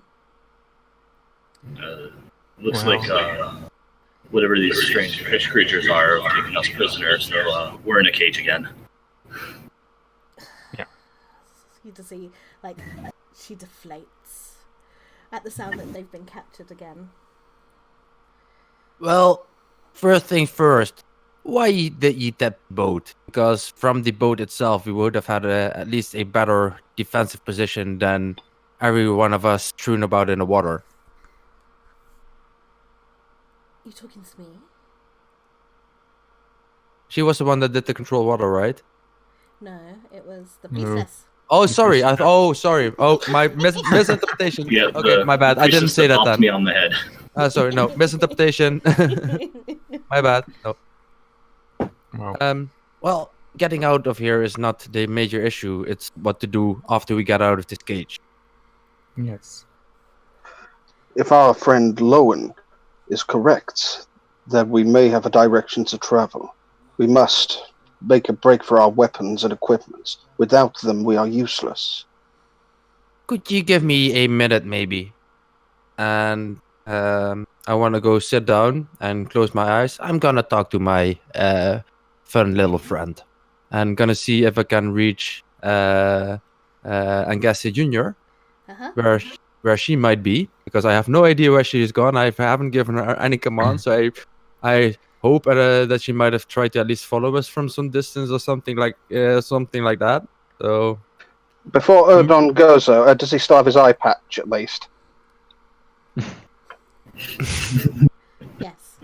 Okay. Before it goes, however, before he turns, Baldassar moves up to Erdon, and he will just raise his hand to his head, just touching the edge of his eye patch. He says, "I do not wish to be rude, but may I?" yes. He slips off the eye patch, and through his hand, a bright blue light passes through it and illuminates the eye patch. It casts light on it. Do you have the material components for that? Do I? Is it okay? 2 moments. You need a glowing bug or your. I wanted to cast light as well, but I don't have the components for it. So why I don't require you to necessarily buy components, you do still need to kind of have your equipment on you. Yeah, you need your symbol basically to cast with. That's your replacement for your. Either a spell pouch or your spell focus. That's why one of the few things I can do is actually Misty Step out of here. Apologize. Right. No, in that case, the light splutters, and he sort of he growls a little bit and furrows his scaly brow, and I must have my amulet back as quickly as possible. Without it, I am ineffective. It's all right, Baldassar. It's natural at your age. When you say that, I turn to the ones that I heard were able to see in the dark. What is the distance to this table, you said? Okay. It is about 80 foot away. Damn it. About 80 foot? Too far for Mage Hand. It's at this point that Leo casts Dancing Lights. For she can do that, for she is a drow. Alright. And there are 4 purplish, bluish, glowing orbs around you, so you can see a little bit better. Erdon, obviously you are trying to send out your mental link to Angaste. Yeah, I want to look through Angaste's eyes. Okay. Yeah. She's in the dark. Well, she has dark vision. And you can see her stuff. Okay, so I want to try to take command from her herself. Okay. And then I want to see if I can find a way around the edges of the room towards the cage, so the Kuatoa guards might not be able to see her. Okay. And I want to go for I want to go for specific things that we might need right now. For instance, my hook would be too tough probably for her to carry, but maybe the mark for Valdazar might be something I can at least bring. So I want to see if I can try to find that along the stuff. Okay, so what are you looking for? I want I've seen Valdazar cast with his symbol in his hand. There is a necklace, right, that you have? Yeah, so I want to find this necklace upon the table to bring that item towards the cage with Angassi. Okay, so Angaste sets off. I think I have an idea. Okay. First off, what material is the ground? Dirt, sand. Dirt. Sand. Okay. Secondly, as opposed to clean sand. Dirt and sand. Secondly, How far apart are the metal bars of the cage? As human metal. Not narrow enough for a human to slip through, or a dwarf, but maybe a tiny And- lizard. And scroll? That's Yeah, nice. squirrel. Okay. I would like then. a raven could fly through it, right? Yes. Okay. Oops. Sorry. Alright, so Angus is going to skitter off on the table. And she's on the table. Now, she's not very intelligent, if you remember. Yeah, I want to try Yeah. to guide her as well because I can see from her eyes and ears, and I can also give her mental commands. So at least try to steer and guide her through, so she might have a better time doing What it. she finds is your necklace that you had, and she goes to pick that up first. I focus. Drop it. Drop it. Drop it. Drop it. Okay, she drops it. No, other one. With the dragon shape on it. Your shape, the dragon shape. Dragon shape. Oh, shape. Oh, so oh, she's this is looking. the one. She's Can I looking. ask Doreen that she goes to my back and grab a vial of acid to burn through the bars eventually? So she only takes a vial and comes back for me. Might be a little bit big for a squirrel, but I'm going to let you try. Do you have speak with animals that might help? It won't. Okay. Doreen, listen to me. Listen. I need you to go to my back. Yes. And grab an bottle of green stuff in it. Please. Thank you. What kind of intelligence does a squirrel have? Bear with me. I'm guessing kind of the same like a rat or a weasel. So Let's have a two. look. Compendium. Alphabet. All the way down to S. So you're saying I need the awaken spell later on? Squirrel, squirrel, squirrel, squirrel, squirrel, squirrel, squirrel, squirrel, squirrel, squirrel, squirrel, squirrel, squirrel, squirrel, squirrel, squirrel, squirrel, squirrel, squirrel. Okay, alright. So she darts off straight across the beach. And Angaste finds the pendant with the lizard on it successfully. She Awesome. picks it up. And she comes to carry it off. She's going down the edge like she was instructed. However, your Doreen picks it up and goes to dash straight across the middle of the beach again.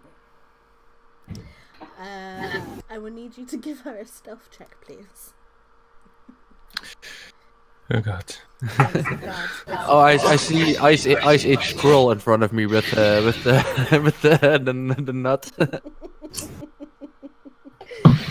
Guess what I rolled? What did you roll? One. Natural one.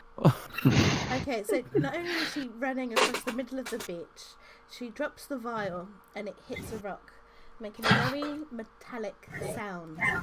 And the guards see her, and they shout and raise the alarm, and she darts off. She just disappears. And Oh, God. unfortunately, because you have drawn the attention of the guards,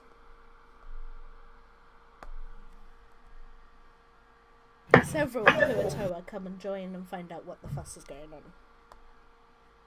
I'm going to move over to the bars and I'm going to try undercommon this time. Okay. I'm going to shout, "Oh, what's got you all so jumpy that just a small animal is going to cause you issues?" Okay, this time they understand you.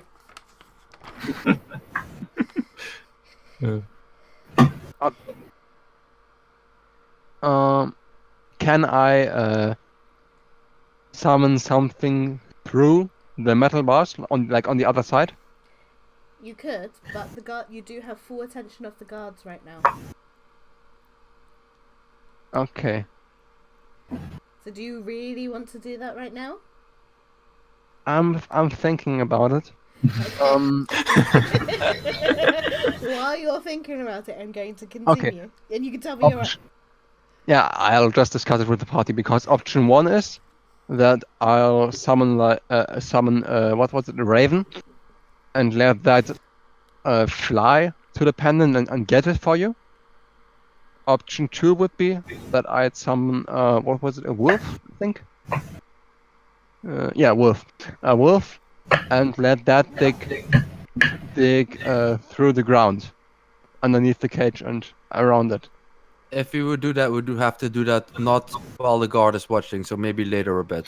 Yeah. Okay. I think Then- it's mostly getting rid of the guards. Okay. So the guards answer. Silence, you! You dare speak to me? Do you even know who I am? It doesn't matter who you are. Don't ask me why I'm doing well. It's just how I imagine going. Keep going. Oh, this is Vale. Very slow. It doesn't matter who I am. Look, I know you think you have me in this cage right now. That looking at what you've got, that you think that your best option might be sacrifice, but how much do you put in the value of gold and gems? Not as much as we will to have Limburgugan. The deep I'm father will sorry. rise. I'm sorry. Could you come closer and repeat that for me? They sound like the Paul It sounded Bearer. like you had a whole bunch of marbles in your mouth or something.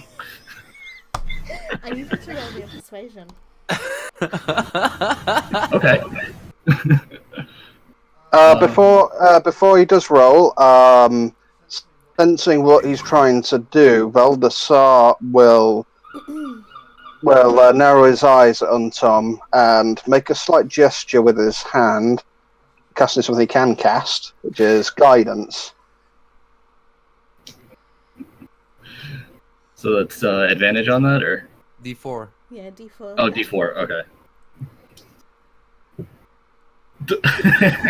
That's a nat 20, Okay. Well, they and I give. They only rolled a 7 and they have a -2 to wisdom.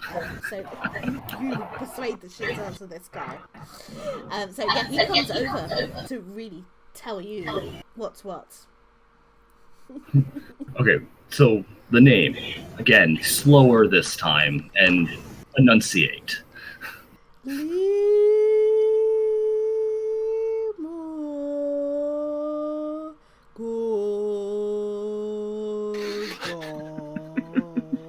Okay, it still sounded just like a whole bunch of marbles. You said the Deep Father, though? Who is this?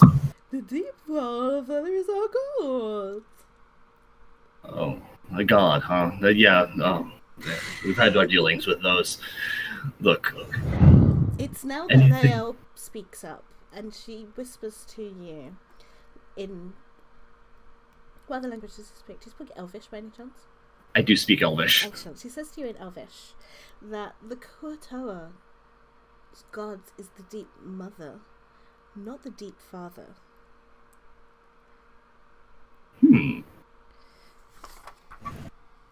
I put one finger up. The sea mother. I knew I got that wrong. The sea mother and the deep father.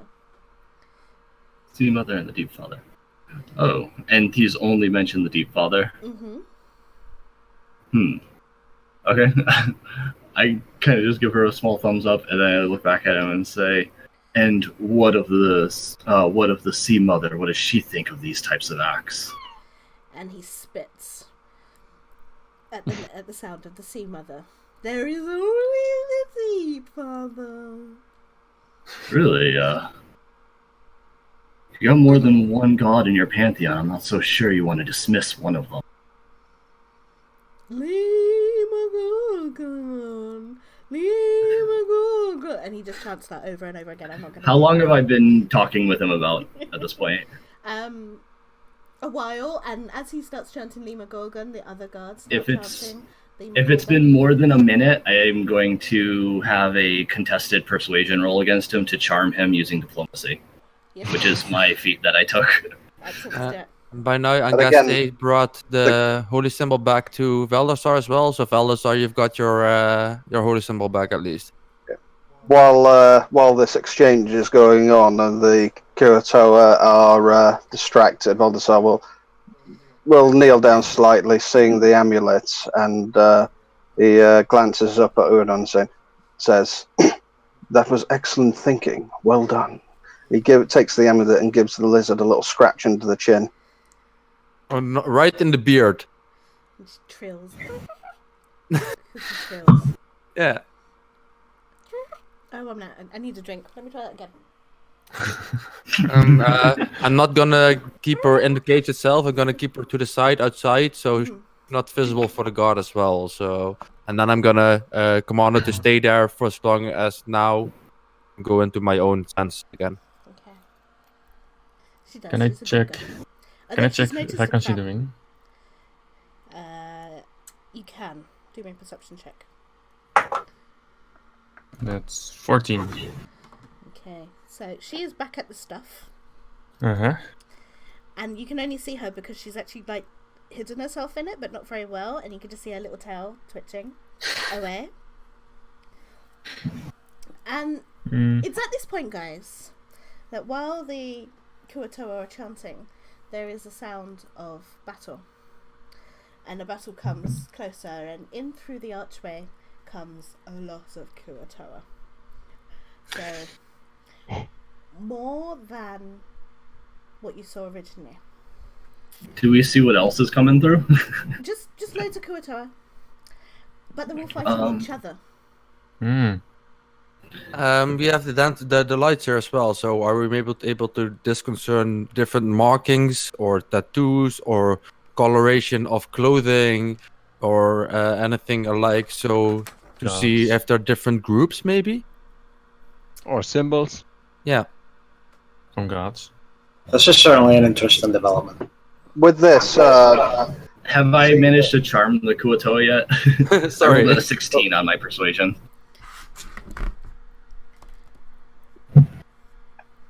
It's a wisdom check, I think, is what it's contested against his He wisdom. also rolled a 16. plus a d4. Plus 3, so 19. Yes, you have. Okay. Look, you fool. Can't you see your men are being attacked? You've seen us fight. Let us out of here, and we can protect you. He agrees to that and opens the cage. Okay, I'm gonna go get my weapons. And I'm gonna tell him you better explain what's going on here, because we are going to we will help you as long as you don't turn on us. Okay, so he I'll be explains- right back. Sorry. No problem. He says that the Deep Mother's priest, and he spits, has come to take the sacrifices away, and you're not allowed to run away, you have to stay here.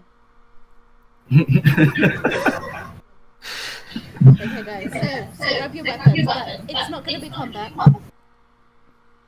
It's not, because I've just done a long combat, I don't feel like another one. After a while, you grab your weapons, you're helping them. Who are you helping, by the way? The Sea Mother or the Sea Mother or the Deep Father? Neither. Okay, so you just grab your weapons and I stab left and right. I stab at both of them. Like, oops, sorry, didn't have to take it. Yeah, whatever. I just actually, stab yeah, I'm doing what Erdon's doing. Basically, I'm going to try to look as effective as possible without actually really doing anything. Exactly. I've been in man-to-man close combat situations before, so yeah. I've been in enough bar fights to know what's going on. Derek's going to be doing much the same, just slaughtering whatever he can get his hands on. Yeah, I assume Dawnbringer's amongst Valdasar's possessions again. Yes, with a he doesn't draw it obviously with Lael in the vicinity, but he generally caresses the hilt and he says, "I'm sorry to leave you alone once again. I will not let you out of my sight." That awful priest woman touched me. I had to shock her to make her stop.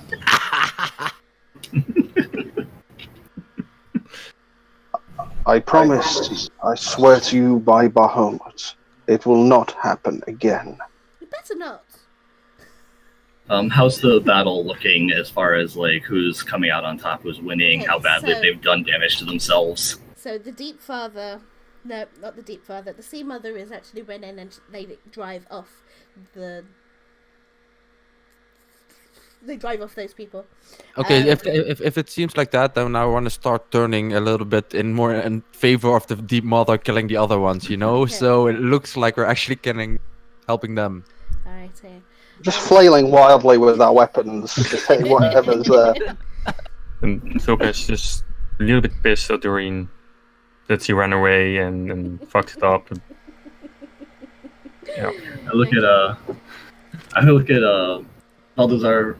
I don't know if Balthazar speaks Elvish though. I don't know what languages other people speak. I just know Lael speaks it. Well, you can try. The other elf speaks it.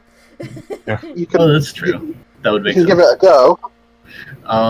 Yeah, I was gonna say in Elvish to Lael. It's like now might be a good time to cover your eyes, and I'm going to look at Balthazar and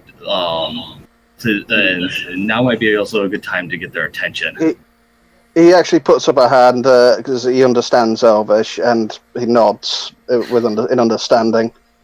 The lightsaber set, the lightsaber ignites, and he proceeds to merrily swing and hack away. Okay, so Leo dies for dirt, and as you draw this, and as the other Kuatua flee, you find that the priest, and he's wearing, I wouldn't say priestly robes, but they're obviously robes dismartly, although they're fish, and their clothing is made out of like seaweed and kelp. But he looks pretty important. He has like clamshells and stuff, right? Yeah, clamshells, pearls, you name it. Coral. Is he carrying a similar rod to what the priestess was bopping me with? I don't know. He doesn't have stats. I'm going to say yes. If he was, I was just going to take that moment where he cries out. I'm going to try and just grab that, rip it from his hands, and just kind of kick him down to the ground and ask, and then say, "What is your purpose here?" in Undercommon. And he replies, "I am Pleen. I am here to save you." And at this point, he is going to cast tongues, so you can all understand him, and he doesn't talk weird anymore because that's actually hard work. So he says, "I am Pleen, Archpriest of the Sea Mother of Blibblidoop-Blibblop. Blibdoolpoop? Blibblidoop-Blibblop. Blibblidoop-Blibblop. Okay. Blibblidoop-Blibblop." Yeah. Imagine, look, I said that perfectly each time. I wrote these out phonetically. I think that's about as close as we're going to get. Yeah. "She answers my prayers by delivering you. I came to help you so you can help us. And you will be rewarded for your service. Please stop slaughtering my people." When he says reward, I move up closer to him. What do you have to drink? I just shake my head. I do think we have traded some drow wine. But please, come to my home. This guy has alcohol. We're going with him. Alright, It's Western Fishman after all that. I apologize. I'm sorry, but you have to understand our response. And I extend a hand down to him to help him up. He takes it, and he says, of course, I understand. But I truly am sincere. I am your friend here." Insight? Yeah, do so. Same here. Do so. Yep. Balthazar will sheathe Dawnbringer in the meantime, since the danger's over. Leo will get out of the dirt. 10. 14. Seems to be telling the truth. Okay. He seems to be fair. Yeah. Alright, Oh, he's not necessary. He's not throwing nets at us straight away, and I guess they're still with more than we are, right? Yeah. Yeah. So I offer the rod back to him. Excellent. He gladly takes it. Okay, so he leads you out through the archway, through some narrow tunnels, and the smell is getting unbearable. It is getting stronger. Does it smell like dead fish? Yes, really bad. Okay. also, we did not have the chance for a short rest in the cage, right? Yes, a short rest, but you'll have time for a long one in a moment. Yeah. Okay. Cool. Balthazar, as the smell gets stronger, will actually dip into one of his healer's kits with some pungent herbs and press them to his nostrils. Yeah, you do just kind of see Leo just kind of like press her hand daintily to her nose. He offers her a handful. It's her favourite kind. You see me. The smell of Port Nyanzaru. Yeah, smells like a bad tide on the islands. I feel just at home. Bloody surface dwellers. Excellent. And you come to a big cavern, and there's a massive stalagmite that touches floor to ceiling, and there are giant mollusks and giant shells embedded in it, and these are all lit up when they have windows, and they seem to be houses. And you see the town, it's bustling with people, and there are docks, and there are like half a dozen Kuatoan keel boats which are moored there. Erdon has a big smile on his face.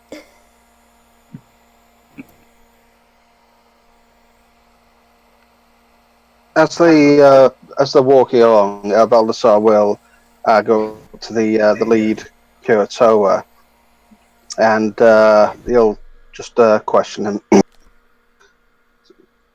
The ones who attacked us, the fanatics of this deep father, do they control the city? No, the city is very much in my power, but they are led by my daughter, whose name is Glug Glug. I'm curious. guessing we're gonna get that on text sometime, right? Doesn't really matter. And as you continue into the city, a 9-foot statue stands here. Its body is roughly carved from a kind of wood in the shape of a humanoid female. Its head and forearms are formed by the 7 heads and claws of a giant albino crayfish. These parts are lashed on with strands of guts and emit an overpowering stench of rotting shellfish. Really? On. Thank you. I lost where I was because I got hot. Shellfish. Smell of rotten fish. Shellfish. Shells and brightly coloured stones, mushrooms, and rotting fish are all piled at the statue's feet and strung garlands around its neck. 4 stern Kuatoa slowly circle the statue, alert, on guard, and while a few others mill about, gazing up at the statue and bowing repeatedly, chanting. So if I understand correctly, this is the body of a naked lady with a crab hands and head, right? A crayfish, yeah. All right. I poke the priest a bit. Well, who's this pretty lady? Well, that is the Sea Mother. And as he stops, he drops a few gold coins and a shiny shell at the feet of the statue and then looks at you expectingly. I drop 2 gold coins straight away. Yeah, I'll drop a few gold coins as well. Do I have any white gold coins I can drop? Yes, you do. Baldassar does the same. Derek, are you dropping some stuff? Yes, he's dropping some spit.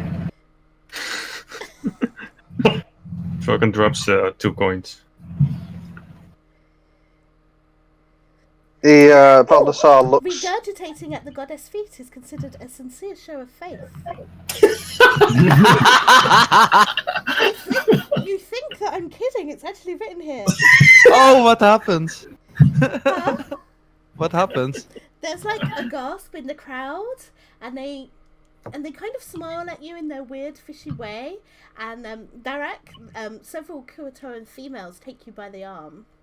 And As soon as they go to touch him, he'll pull his other piss off. I can't believe that was there. That was hysterical. It was almost like Baldassar will look to the dwarf and say, "It is unwise to insult the religious order of the city that is giving you shelter. And he nods slightly towards the fish women. You've not been doing in the Underdark long, have you? You cannot trust any one of them. Doesn't matter how friendly they look. Oh, if it's either trust these guys or stay back in the cage we're in. So, I mean, we can keep an eye open. But we're in a little bit better position than we were before. Matey, the only people I trust are my crewmates here. He gives a very pointed look around at the motley crew and then shakes. You trust these lot, do you? I'm gonna have to if I want to get out of here alive with my father, aren't I? Your attitude, your attitude is not unjustified. Of course it's not. This is the fucking Underdark, man. So, I would also advise to seek any pleasures you can while they are made available to you. Well, if you want to ladies, you're welcome to them. I'm quite happy not having scale around listening to you. What's wrong with scales? Sadly, I did not spit on the statue. No, we're not the ones who endeared ourselves to them. So Pluplopleen has a small hovel just opposite the statue. It's a great twisted shell, and he welcomes into his home as guests. Don, he gets you that bottle of drow wine, but before you can decork it, Lael takes it from you.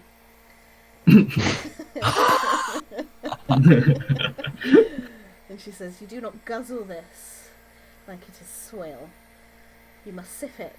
And then she finds shells, to which she pours you some and offers you a shell to sip, and before she dishes out more to the rest of you. Oh, I take it, I swirl it, give it a nice smell before sipping upon it. I look at the Untom doing this. I swirl it around. I sip it, and I sip it, and I sip it, and I sip it, and I sip it. Meanwhile, keeping a straight, focused eye. If she's looking at me straight in the eye as well, I'm not gonna budge. Straight, focused eye onto Lael. Yeah. And it's still empty after about 5 seconds. And then the first thing that happens is my hand reaches out towards her with the empty cup in it. Baldassar chuckles and shakes his head. Hold on, this isn't hard liquor. This is going to take a bit of this to get you drunk, so you might as well get on the way. Exactly. You hear Erdon, you hear Lael muttering uncommon savage as she pours him some more. I laugh. So it's like, well, it's a little hard to get cultured when you're on the sea, and I say that in Undercommon. So, you are welcomed into the home of Pluplopleen. And he tries to make you as comfortable as you can in his fishy hovel. Take it away. This is nice. So ye be explaining what these other folk have meant to do with us. Well, they were going to sacrifice you to their deep father. And ye be saying ye saved us. Why? Because we want you to help us defeat this cult that has arisen. Alright. Helping, feeding. Says to me it requires work. Work requires pay. So he disappears behind a seaweed curtain and reappears. He has a treasure chest. He opens it, and it's full of offerings taken from the statue, you can say. And it includes copper coins, a lot of silver coins, a lot of gold coins, and platinum coins. There are also 2 strands of matched pearls, which, in your experience of treasure, you know are very, very, very valuable. I stroke my own pearl necklace and I think to myself, this could use another row of necklace. There's also 2 potions of healing, a potion of water breathing, and a spell scroll of light. But before you could really examine it closer, he snaps the chest shut and he says, "Only if you help me save my daughter from this cult If it's sorry, go ahead. and save my people where you get this.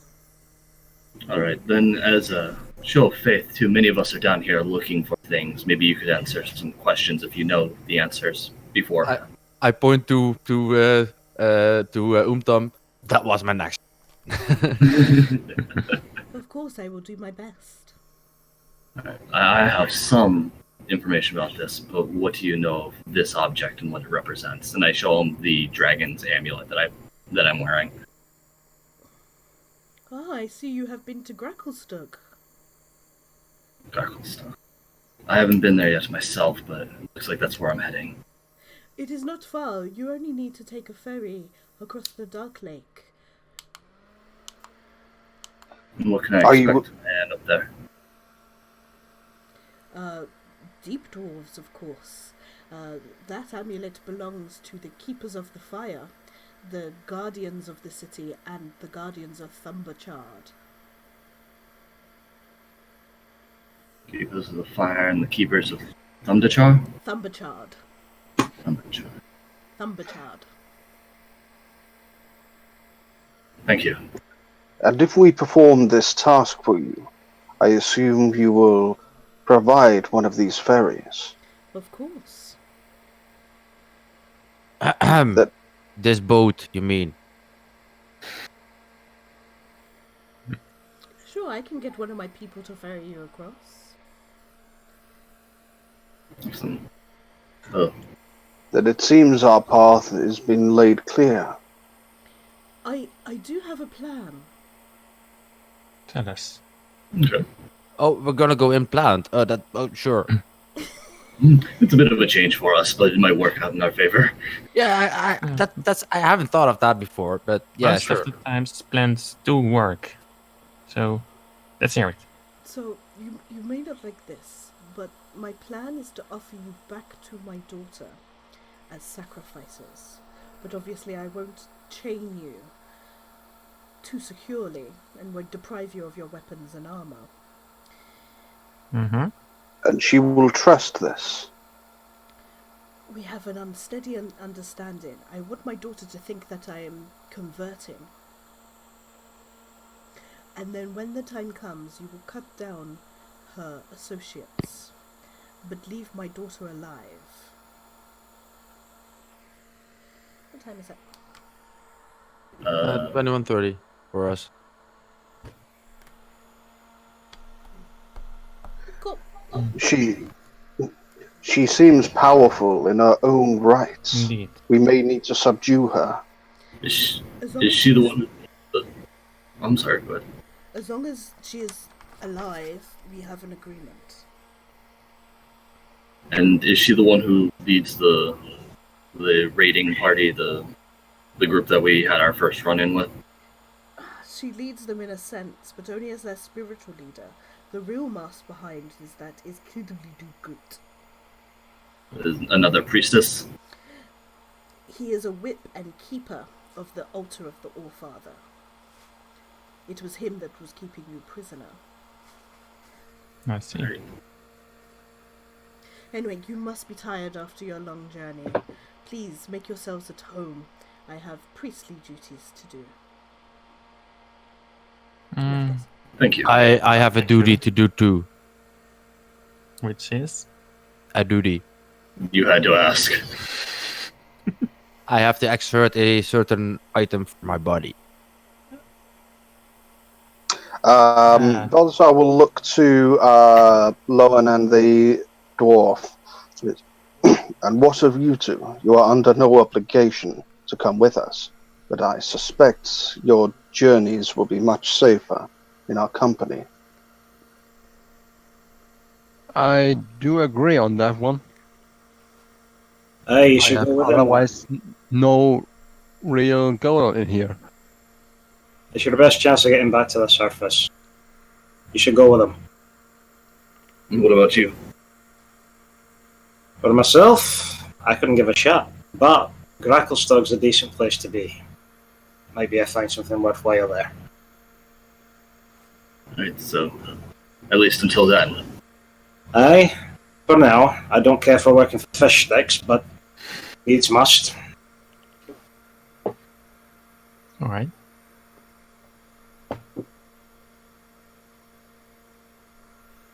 So how is it a motley crew like yourself manages to find yourself serving Drow? He says, and he points to Lael. Well, Basically dwarf. Does this offend you? I'm sorry, lass. Does it offend your pretty little complexion? What happens if I do this? And he points for both. I can get something else out as well. And he starts to blush. Someone stop him. Baldassar's gonna. He does stop himself initially. Yeah, Baldassar just kind of laughs and shakes his head, knowing what's gonna happen. I put a hand on Lael's shoulder, and in Elvish I say, I think this is about the most flustered I've ever seen you. He's just a dwarf. Let him be. I'll make him about 10 inches shorter if he points that thing at me. It's a bit more than 10 inches, lass.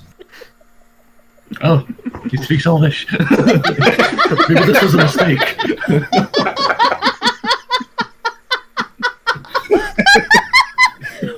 I love it. Oh god. Very good. Sam, you can have inspiration. Hey. You make the DM laugh and get inspiration. That's kind of how it works. So you haven't answered my question. Why are you here taking orders from a drow? You're surface dwellers. You don't belong down here. Most of us ended up down here by chance or circumstance. I was down here searching for people who had been stolen, apparently by deep dwellers, and ended up not recognizing the drow and letting that maybe a little flirtation isn't really appreciated by most of them. Okay, Not recognizing drow is a bad mistake to make. And me personally, Lesson learned. maybe searching for me father. He once got stolen by underdwellers, and I decided I'd be finding what happened to him. A noble enough quest, if fruitless. You make many assumptions, my short friend. One of which include the drow herself being an underdweller. I She's a am drow standing laddie. here, you know. She's a drow laddie, they're all spiders. Garb. I do not follow the tyrant poisoner. I'll have you know. Aye. And I suppose you worship some fancy sunshine instead. Moon, actually. She says, and she takes a sip from her shell. She refills her done. And you don't believe her? Well, she's fought bravely at our side and protected us this far, so... There's many times she could have instead put a sword in our backs and hasn't. Knowing the drow, it'll all be some part of an elaborate plot that gets you to a far worse fate than a knife in your back. If I were you, I'd be watching it. I have a little difficult to my end. Well, at this moment, me be having more trust in her than in you. You're the smart one, I see. I have known her for some time now. That is time enough. That is all you need to know. It seems that you're really distrustful about the drow. How is this? It tends to happen when you find half your... by the buggers. Sorry, you cut off there a bit. It tends to happen when you find your clan brothers altered man because of the buggers. Ah, yes, I see. But The drow are known for being slaverous bastards. It doesn't mean that they all slavery bastards. I mean, Everyone I know. Besides Lael, his description has been fairly accurate for most of what we've encountered. That's true, but you shouldn't put everyone in one box, you know? Not everyone is the same. No, but the vast majority of them are. I'll be learning on my ship travels as well. With the folk I travel along with, it's not about where you come from. It's about what you do for your crewmates and how you stand up for them. That's more important. Aye, that's echo of the dwarven sentiment, sure. Not the kind you tend to find amongst the Dark Elves, mate. You'll forgive me if the memory of my brother's slaughter is a little bit fresh in my mind. Of course, it is understandable. But for your own personal health, I would refrain from insulting the lady too greatly, he says with a smile. You let me worry about my health. It is my way to worry about the health of all. Well, concern yourself with those close to you. I need no assistance from anyone. As you wish. It's so hot.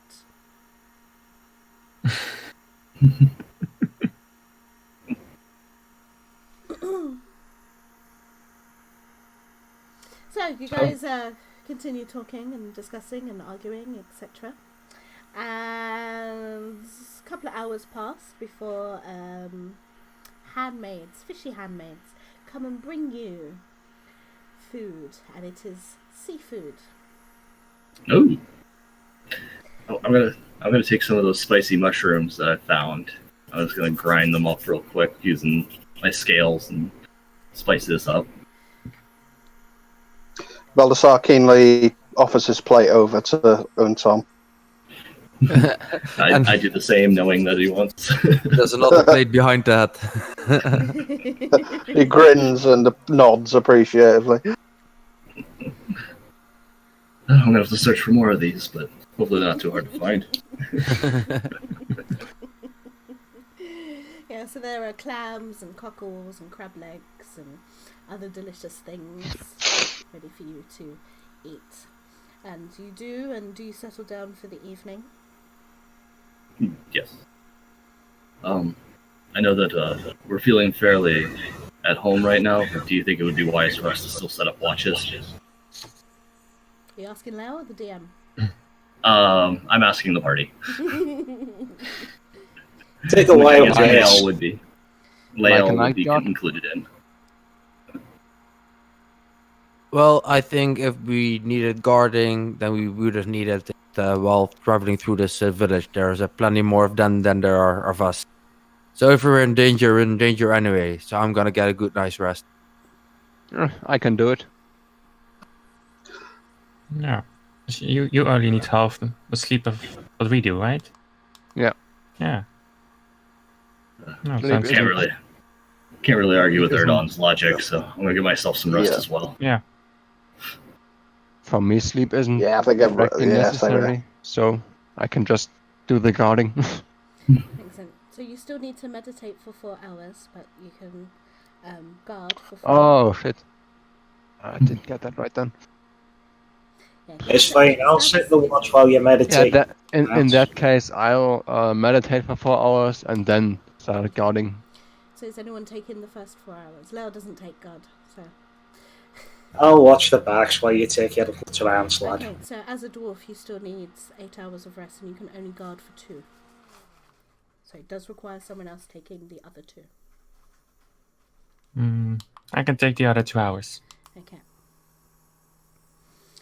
So, as you're variously sleeping and meditating, you see 4 burning eyes staring at you in the darkness,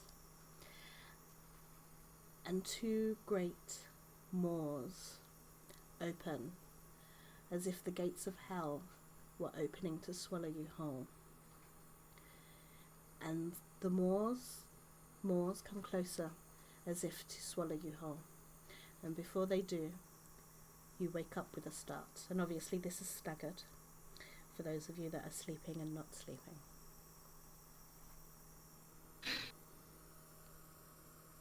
So the ones that are sleeping, do we all kind of startle awake at the same time, or Yes. let's see, everybody else like, all right, normally this would be a dumb question, but did everybody else just have that as well? Have what? Just a dream. The way this atmosphere has been affecting us, I just thought it was worth asking if anybody else had this weird dream with the fire eyes and the big open fire mouth coming At at you. first, Yes, at first did. I thought it. At first, I thought it a vision from Bahamut, but no, there was nothing divine about that dream, that vision. I have never seen anything like this before. I saw the same thing. Yeah, I don't have any reference where I can frame it, but it was fairly frightening. It reminds me of a demon, but I'm not sure. Two mouths filled with sharp teeth, fire, blackness, death. I have never seen such a thing before. I might have read about it, but I'm not sure anymore. I've gotten very demonic sense about it. The rest will sleep then. We have a cheers from Xylium. Renee! Your drink is empty. Same. Cheers, Renee. And remember, while you are watching, you are earning XP, which you can redeem for various goodies, and now the guys aren't going to die, or they might do. Please feel free to have fun and redeem stuff.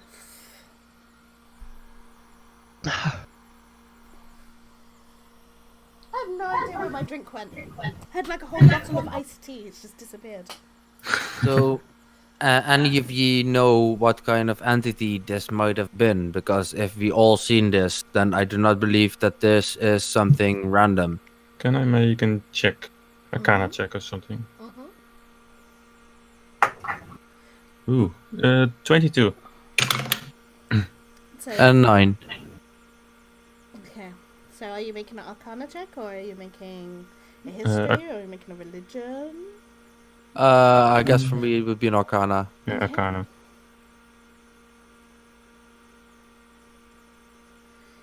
Okay, so you, in magic, you don't really know. I'm pretty sure it isn't related to magic. But I look at Valdezar. Ye be knowing quite good, and a lot of stuff about celestials and gods. Might this be something related to that from the opposite end? Do you know more about this? Let's see, shall we? Religion?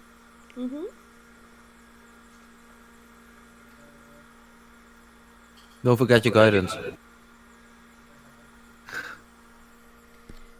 oh, melting.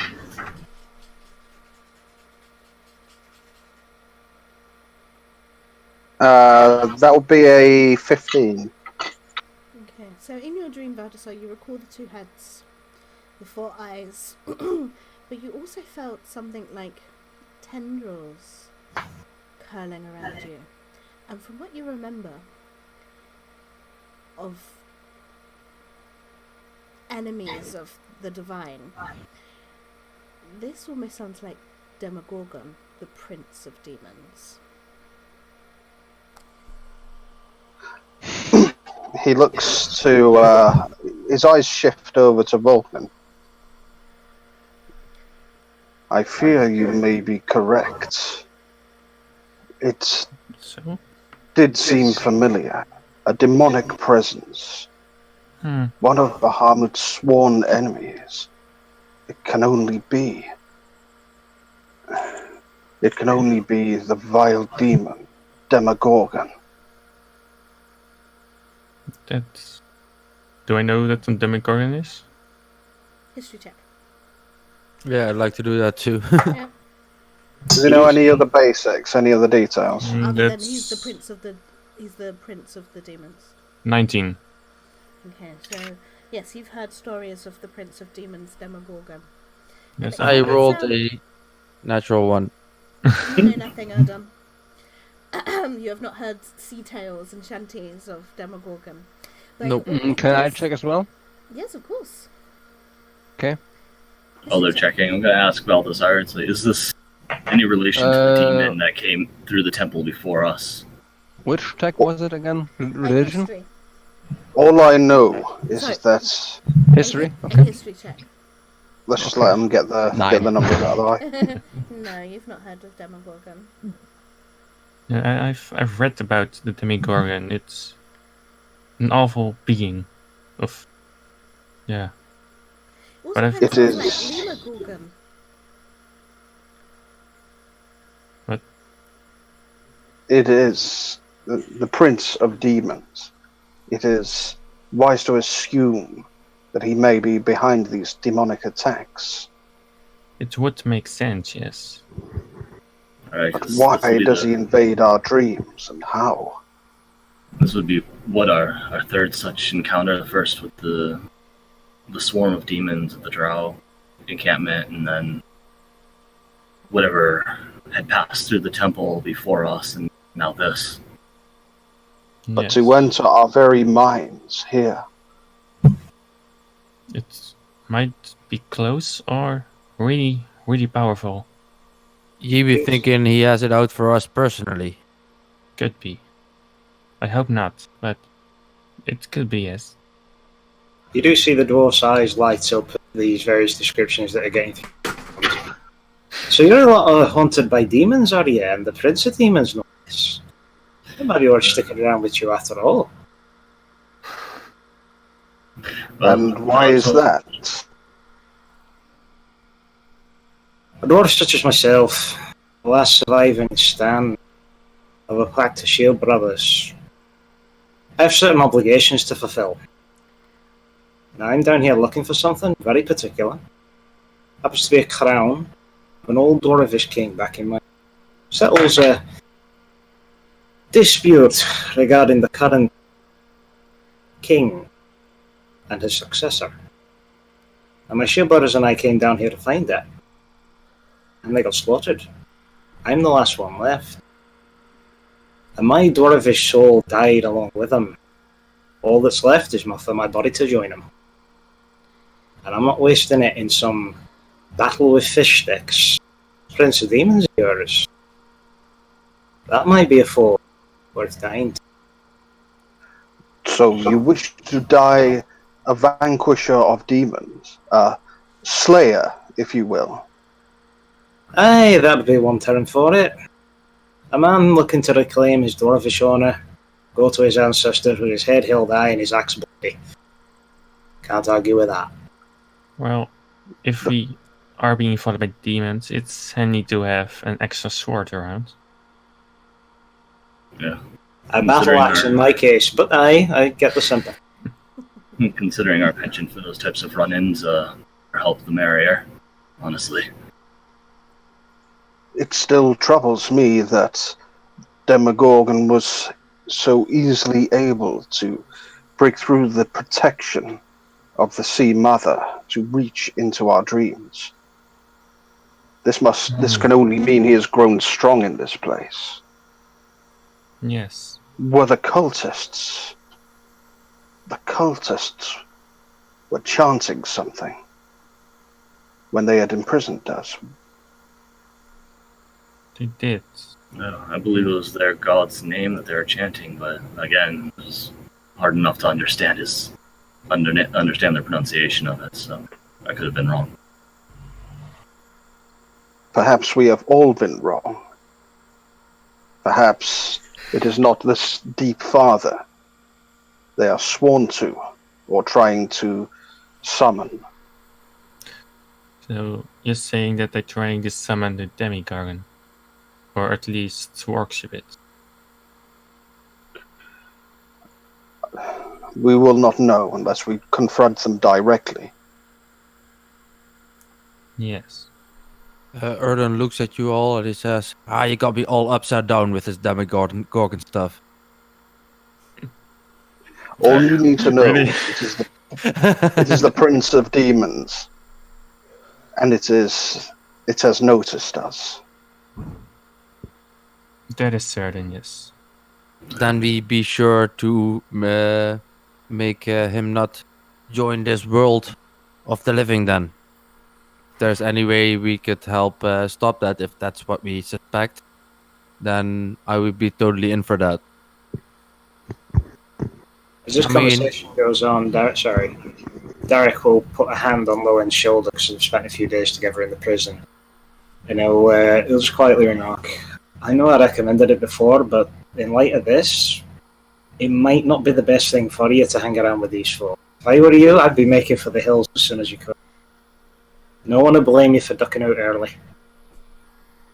Honestly, if you've got nothing down here to search for, I wouldn't blame anybody for trying to get back to the surface as quickly as possible. Alone. Better that than being chased by a king of demons. But what if it takes us when we are alone? And beside that, this might be a chance for me to find what I'm looking for. Well, me and the boy, we've not shared your dreams. It's not noticed us yet. Maybe he stands a chance of getting out alive, eh? He says, and he claps Lowen on the shoulder again. Our dwarven friend does have a point. He is I am. He is quite wrong, Lowen interjects. You forget that the Phaeozrus is rife in the Underdark, causing madness wherever it goes. That purple fog will kill you as soon as you see it. That Phaeozrus spread is no coincidence with the demon lords walking around on our plane. Even if he reaches the surface, it would only be a matter of months until the demon lords too reached there. I am sworn to destroy the enemies of Bahamut and all that is good.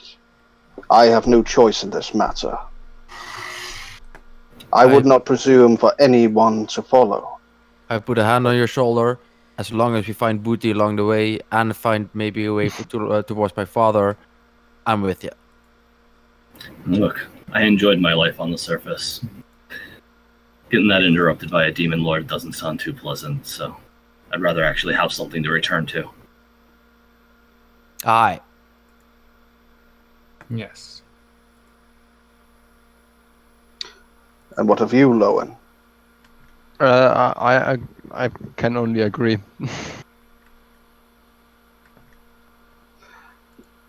Perhaps then we should seek out this priest and begin immediately. I agree. If you suspect that this might be a way into the rest of what's going on, then I.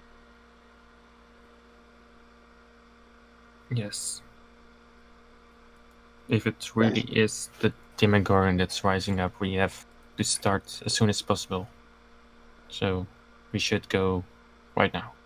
Also, getting a ship might be handy. Yes. Right, we don't want to lose. Let's focus on what's really important and not toward Erdon. I see we're all going to go. Go and get the priest and get the show on the road. Okay, give me a second. Because I've got to set something up. While they're waiting for the priest to come out of the bathroom. Erden is also taking the bathroom and make sure that he reads what he ingested.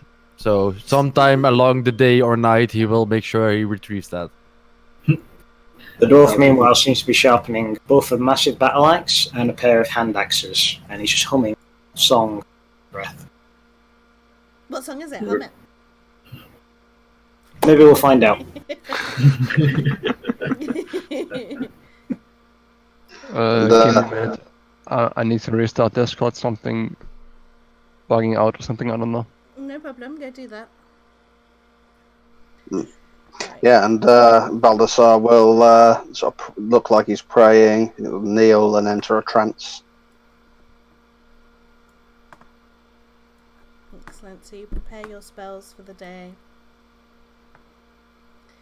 And I will do this, and then I will do this, and I will add this. So, question to the party: web or grease? Web or grease? For me to prepare, I can choose. Oh. Okay. What do they do? One makes people slip, one makes people stuck. And grease interacts with fire to cause like a area of effect damage. Not You sure say if it you does. say one will cause a nipple slip. What have you got on No. your brain? Dear. Nipples.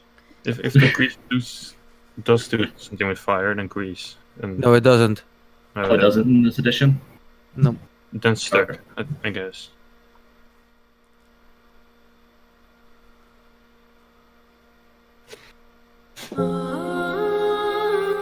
Sorry, there was random music playing.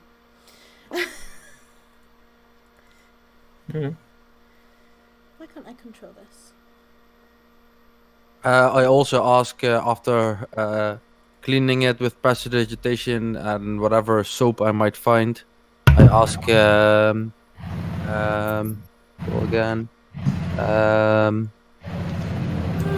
Vulcan to reattach my pearl to my hook. I would do so. What's your But name, just- by the way, Surface Dwellers? A man should know who he dies alongside. Me name be Erdon Fanagur. And as I said before, I'm Falcon Magnus, and this is Doreen. Aye. I'm Tom We're of going to Waterdeep. treat you like that down here, but She Yes. insisted to come with me, so you're one of those types to talk to beasts, then, are you? no, I'm not. But you can understand them. Yes, roughly.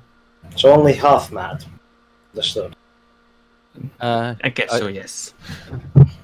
I also point out to my shoulder where there's this Angasi Junior, this small fey dragon-like lizard kind of thing that's sitting on my shoulder.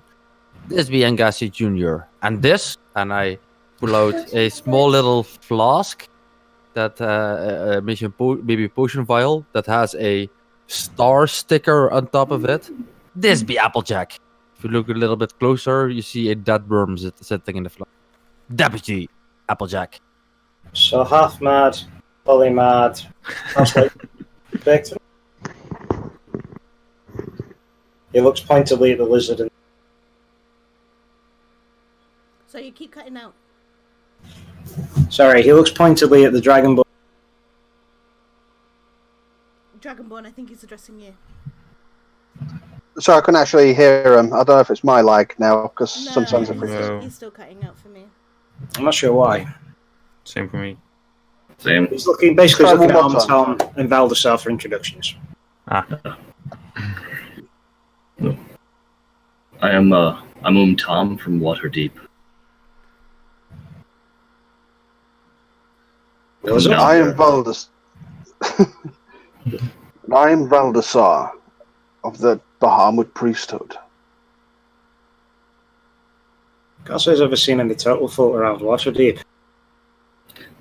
Yeah, not a common sight there. Originally from a small chain of islands, but I trekked along with another adventurer till I made it to Waterdeep and found some fun there and decided to stick around. I bet you're regretting that decision now. Uh, I'm Derek Doomsong. Tombstone, you say? Aye. A sadly prophetic name, it seems. Yes. It's the one I took up upon taking the oath. The clan name doesn't matter anymore. I am Leastre Zundiara Tovi. I didn't ask ye. It doesn't matter, but that is who I am, and you will address me as such. I've got no addressing to do to you, lass. Alrighty.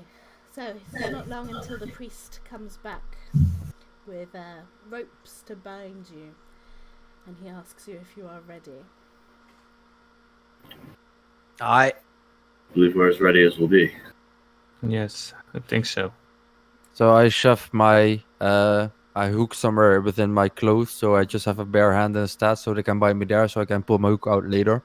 I also put Angasi Junior in her pocket dimension, so I can pull her out at a later date, at a later moment. Can I try to hide the satchel Yeah, behind the you clothes? can all successfully hide your Okay. belongings. Good. I'm gonna have a hard time hiding a hammer, aren't Just I? put it in your shell. Fits perfectly. But you do have Shroom there, don't forget. Put it next to Shroom. I give Shroom back to Umtom, by the way. Okay, placing Shroom right in one of the folds. Can you have it do that Oh. shaky thing again so we can talk? Shroom probably be a good idea to put those spores back on us. She does a little jiggly thing where her mushroom cap shakes and spores cover you all. And you people, you hear a little tiny squeaky voice in your mind going, "And I'm Shroom." What the name of all the dwarf holds is that?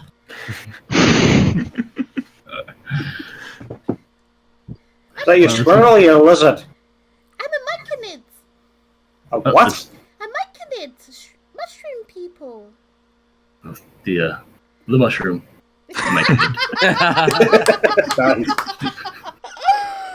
my goodness, did you get that especially, or was that something you just had around? I've had it for a while. It finally has a use. You can have inspiration. Well done. Good use of props. So you carry sentient mushrooms around with you as well. So this is so.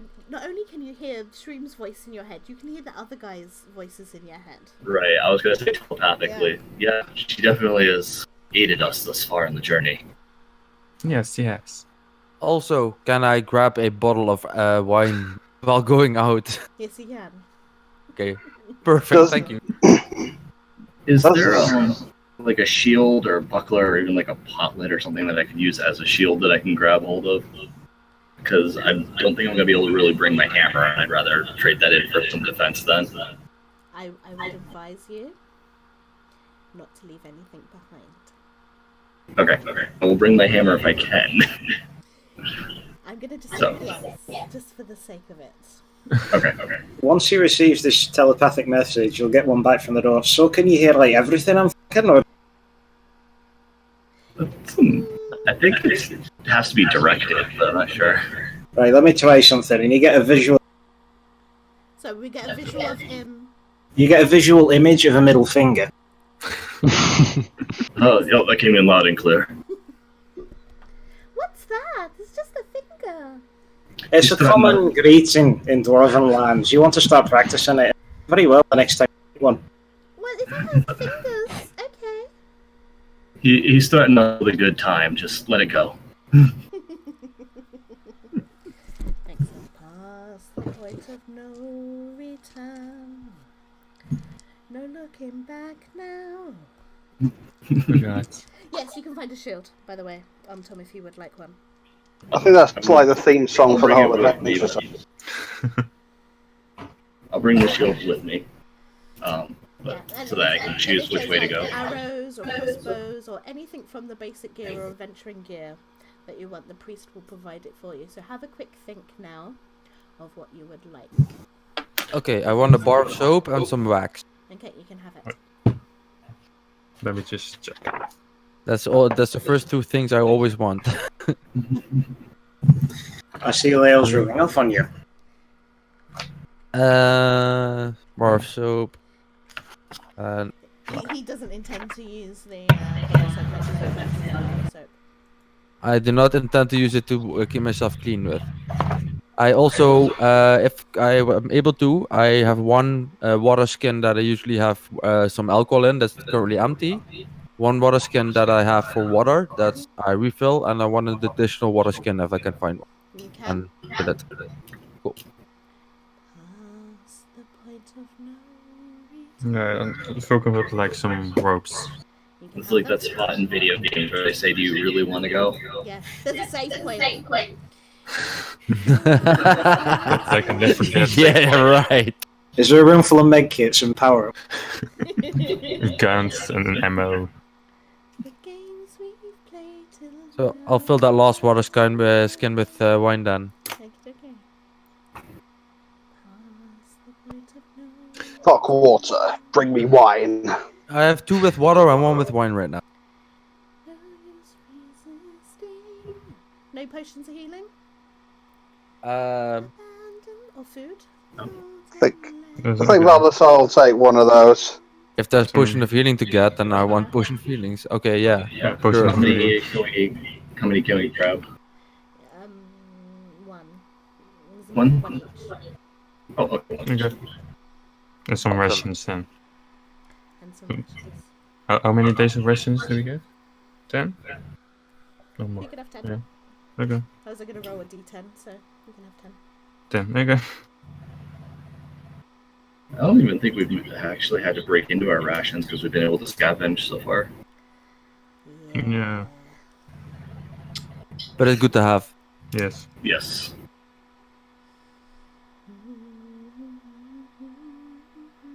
Have you saved? Yes. Excellent. Yes. We touched the all statue. Right, it's really dark. I can't see stuff. So, you set off, and you head out of the village with the priest, bloop bloop bloop, bloop bloop bloop, and Bloop, bloop, bloop bloop bloop, and a guard as well. What's his name? I can't remember actually. I was singing so much, trying to remember the lyrics of from Past the Point of No Return from Phantom of the Opera, and I've forgotten it. So his name is Pluploplin. Pluploplin. And you are going to see bloopity blub, bloopity blub, bloopity blub, bloopity blub, bloopity blub. There we go. Oh, God. You're His names. And remember, you've got Glibbity Gluga, who is I hate this place so much. Where's I tried to our rename them. Where's our other friend, by the way? Raph? No, our other friend. Slime. Slime. Glazagul? Klabagoo. Klabagoo. Glazagul, yeah, thank you. Yeah, you haven't seen him since the fight. Like, he just floated on the water and you're not sure where he is. You haven't seen Raph either. And Gaste is with us, but Lael keeps her away. So, newcomers, you've met a little tiny white feathered lizard. Now you see the big version. Which is a great It's quite a bit monstrosity bigger. of a creature. It is large. So, within the hour, 12 Kuatoa led by obviously Plupropin, come to gather you. They lead you back to the bay where you were, and there are quite a few, at least 50 Kuatoa standing before the priestess, which Tom you definitely recognise. She beat it into you. You would never forget her. She stands before the group and she is speaking to them and giving a prayer that you can't really understand. However, she sees her father approach and she greets him. Father, have you finally decided to abandon the lost cause of the Sea Mother and join us with the Deep Father? To which the Archpriest steps forwards across the span of the altar, forward towards the Kuatoa, waiting for him there. Time has come, he says, for us to acknowledge your divine vision and welcome it. I have brought these offerings to you, which I have stolen. He gestures to all of you, standing there, within the circle of guards behind him. Will you not accept them? He says. You are wise, Father, the younger Archpriest replies. I accept your offering in the name of the Deep Father. May their blood nourish and strengthen him. A burbling cheer goes up from the surrounding Kuatoa, with their fists raised in the air. So, everyone roll me a d20. Nat 20. Natural 1. 12. 16. Natural 20 is good for us though, because that's an additional XP for the viewers. Yay! Yeah. 4 for Valdesar. Okay. Nat 20. The Kuatoa, they're called monitors, take you first. And they take you to the altar. And they strap you down and prepare you for sacrifice. The daughter of the Kuatoan priest stays there.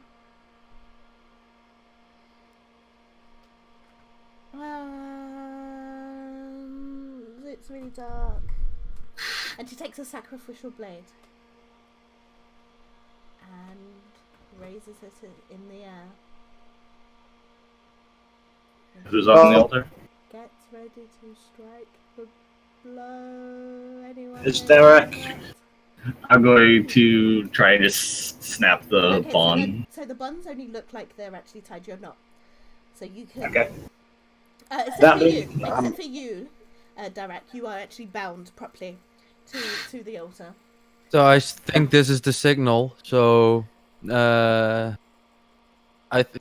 just to confirm, the plan was to beat the shit out of the second priest, the high priest, not daughter, and then get the daughter back, right?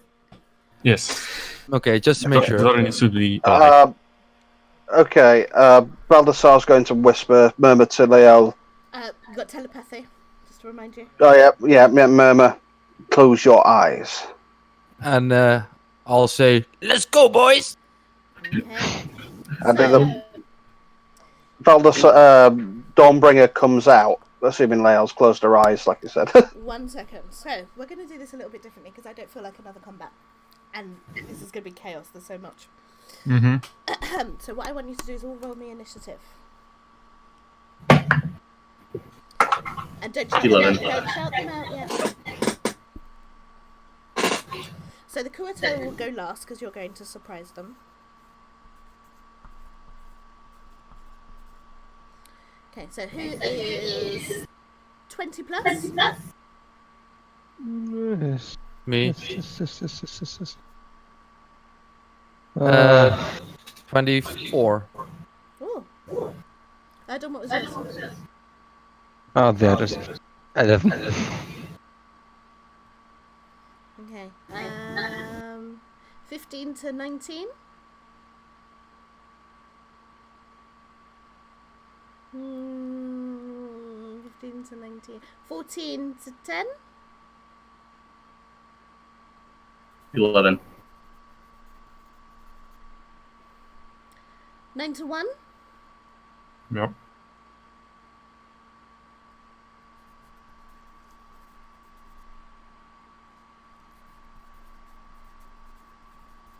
What did you get?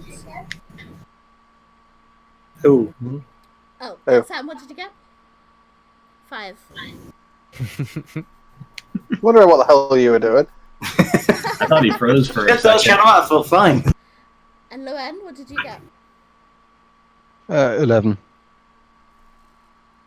Who got 11 as well? Someone else got 11. Okay, on top. Mhm. Loan. Leo. Okay, she's up here. Oh, by the way, stupid question. Nah, never mind. I didn't do it. Never mind. What? I fucked up. If you want to prepare spells, you have a quick second in my generosity to do so. Just a mage armor, because I would have used that before going in. So that's just a mistake from my end. So Okay. sorry. So, this is going to be a skills challenge. You will take turns in order and describe the use of a skill. And using that skill, you will describe how you are using it in combat. So you can do AoEs, cleave through crowds, etc., etc. These are not going to follow the usual rules of combat. So you know there's no rolls to hit. All you need to do is roll a skill check being a history, a perception, a strength, and athletics. And you can repeat. Okay, so surprise round, because you have surprised them. Lael goes first, she hits the dirt. That's all she's going to do, because that's what she was instructed. Adam. I could still use a spell to our benefit, I guess, for a skill challenge, right? I would say that is a Arcana, but you cast the spell. I want to cast Hold Person on the priest guy. No, not the daughter, but on the guy. So whatever the heavy hitters want to do with him, they can do afterwards. Okay, so just roll me an Arcana check. Yeah, sure. You still decrease your spell slots, of course. It's 24. He freezes in the air. successfully. The killing blow does not come from Derek. Tom. I'm gonna run over. I'm gonna break Derek's bonds with athletics check. Okay. 19. You successfully do so. By the way, it is the DC is set at 15, so it's hard but not impossible. Loen, what are you going to do? I do have my bow. Okay. So what are you I'll trying just to do? try to shoot. You're going to try and shoot, a person? The dagger out of his hands? What would you like to do to try and save Derek and disrupt this sacrifice? The wrecking, yeah. Okay. So what kind of check would you like to do that? This is a little bit different from combat. So you can use this. So look at your skills. So like that's the Arcana, the History, the Survival, etc. And think of a creative way to use it to achieve your goals and describe it for us.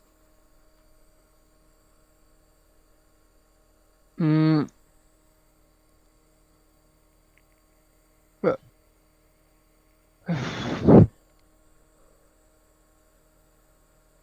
oh, sweet silence. It's okay. There is no. That's actually a pretty tough one to choose if you just want to shoot your bow. Yeah. Yeah. Yep.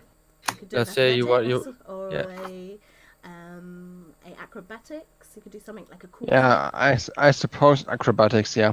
Okay. Describe your cool move then. Okay, because it's an acrobatics thingy, I should do something that would qualify as acrobatic. Okay. That means that what I'm trying to do is to... is there any obstacle, like in short range? There's just people. You're in that bay. It's pretty open. There's lots of people around. Okay. What I'll try to do is to like jump on someone in the crowd, like some person like jump on the shoulders, try to jump off him to get some extra height, and while in the mid-air try to shoot the wrecking. Excellent. Do so. Roll me an acrobatics check. Okay, that's a 9. You want to shoot at the guy that I have held? Or at who? I think yes. Because then you could roll with advantage, probably maybe DM on his check. He can. So you can roll an additional d20 and take the highest result. So you got a 9 Okay. and a 11. Okay, so you let loose your bow. You successfully jump and gain your height, and you let loose your bow, but the arrow just misses. But you land gracefully, and are ready for another one. Okay, Vulcan, it is your turn. What would you like to do? Erden is holding the guy who is going to sacrifice Derek, right? But And Derek is now free? Yeah, but that's not the priestess or the daughter. No, the daughter is standing near him there. Then he's going to throw a chemical acid at her, at the guy. Okay. And I'm guessing Arcana-ish? Yeah, you can do that. No. Yeah. If he's paralyzed, he would save his duck save. You would save his deck save? Fail. Yeah, Oh, Phil, yeah, okay. Yeah. But it's not going to come to that. 21. Yeah, just saying. So, sure. Sorry, what happened? 21. You Nice. successfully hit. That acid splatters over him, and he starts to degrade. His clothing starts to degrade with the acid. Valdesar. Okay, Valdesar will do an athletics check. Where in one swift movement, he draws Dawnbringer, basically shoulder barge his way through this sort of lithe, skinny dragonborn, just try to sort of heft people off their feet as he slashes at the hostile Kuato with graceful accuracy.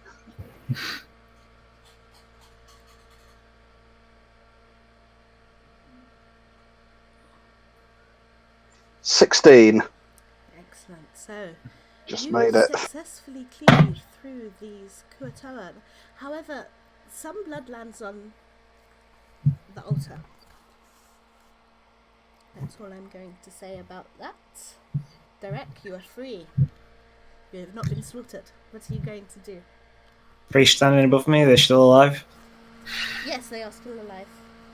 Alright, so as soon as the bonds are broken, Derek rolls to one side, and as he rolls off the altar, his hands go to his belt, and he whips out this pair of hand axes, and he just plants them straight into the chest of the priest as he's rolling off the altar. And with athletics, if that'll suit. Mm-hmm. Splendid. And that is unnatural 20. Nice. So you successfully do that, and more blood lands on the altar, and that guy is down. And he rips the axes back out and he splits them both off to one side and just takes up a stand next to this altar. Come on, you gutless wonders! Let me show you what an Oathsworn can do! Whoa. Excellent. Roll me an intimidation check. Sure. Because what the? 7. You remind me of my old captain, only without the drink. Okay, so a very few number. 7, in fact. Kuatoa break and run for it. But the majority of them stay there. Round 2. Lael will summon Angaste to her. And the great beast comes from her hiding place sometime back to the from the village. She'll take a while to get there. Done. The guy I was holding is down, right? Yeah, he's down now. Okay, so I'll leave my whole person then. I guess I want to use a web on the crowd, maybe a little bit half into them, half in front of them, as to keep them away and maybe even try to impress them a little bit with it. So to make sure that our ground is clear so that we can do what we want to do. Okay. Let's say an intimidation check or a performance, maybe. Yeah, sure. And I'll use my inspiration for that. That would be a 9. So, the Kuatoa are not very bright. You successfully put up your web, but some are flinging themselves against it, some are screaming, trying to get away. It is chaos. Awesome. Tom. Now that I've freed Derek, I'm going to turn to the priestess who bopped me on the head. I'm going to stare at her and I'm going to go, "You fool!" In Undercommon, stop this. Your deep father is a demon prince. I'm going to use persuasion. Okay. Oh, that's not a very good roll. 8. Yeah. You don't persuade her. She seems more determined than ever. You can see it in the glint in her glassy, fishy, on the side of her head, eyes. Okay. Loen, what would you like to do?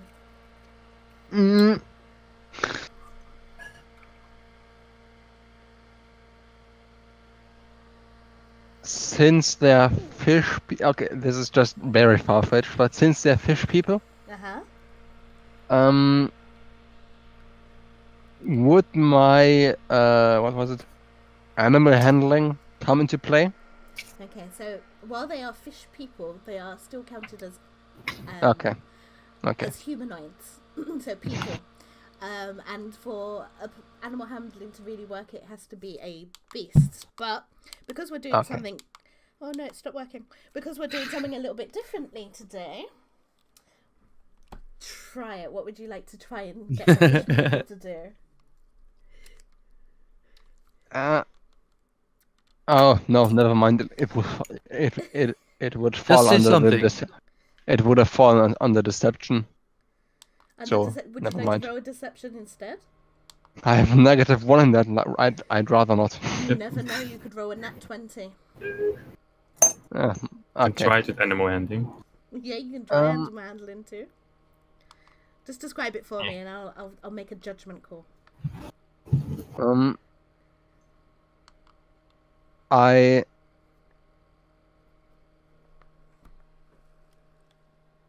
fuck. There's no rush and no pressure. Yeah.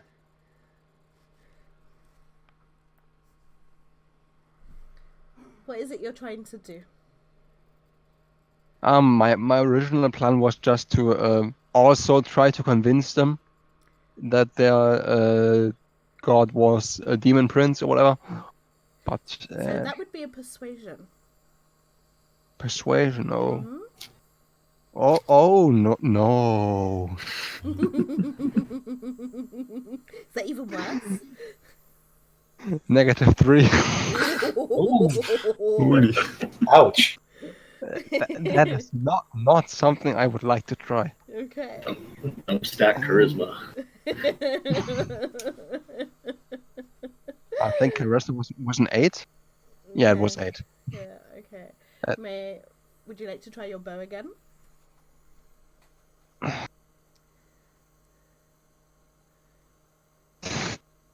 I have no idea how. Come on, persuade them with arrows. Yeah, exactly. Come on, guys. Which I have give him more a left. hand. What would you suggest? Let's be honest, when you persuade someone with arrows, you always point. No. It's a bad joke, but Shoot the arrows next to people to try to hold them off, maybe. I think I have an idea. Okay. The priest is still there, right? Yes. Well, the priestess is, but the priest is dead. Oh, okay. Then the priestess, I suppose she has like some kind of staff or scepters or something to like assist her in her preaching or whatever. Yeah. I would try to steal that or pickpocket that at some point. Sleight of hand. Hmm? Sleight of hand check. Yeah, exactly. Do it.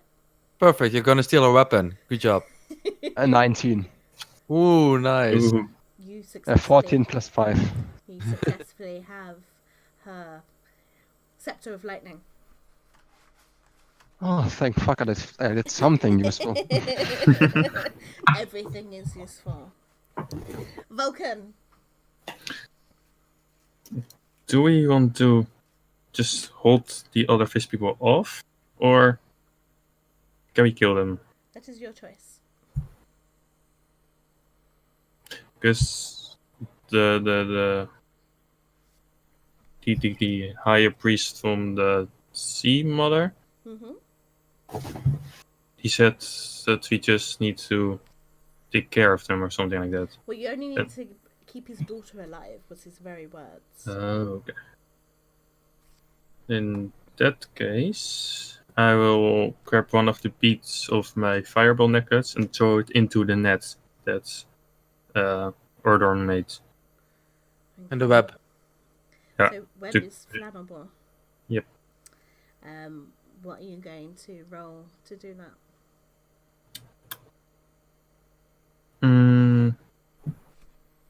Count those Arcana counts? Yeah, you can do Arcana. Yeah. It's better than the rest, so. It's 9. So you throw the beads and it explodes in a fireball. You injure some Kuratoa, but it does not set fire to the web. Okay. Still, more chaos. More chaos. There's More explosions, there's webs, acid. Oh, Everything. Baldassar. Seeing Untom's train of thought, Baldassar will halt for a moment and then just shout out, "All of you, heed the words of my companion. You are being deceived. The Prince of Demons will make prey of you all." Yep, he'll go for a persuasion. Oh, dirty 20. Okay. So you successfully persuade 2/3 of the enemy Kuatoa to lay down their arms, and they start to flee. However, the priestess still remains and some of her more obtuse followers. How many followers is that? About 10. We'll say about 10. Oof. Derek.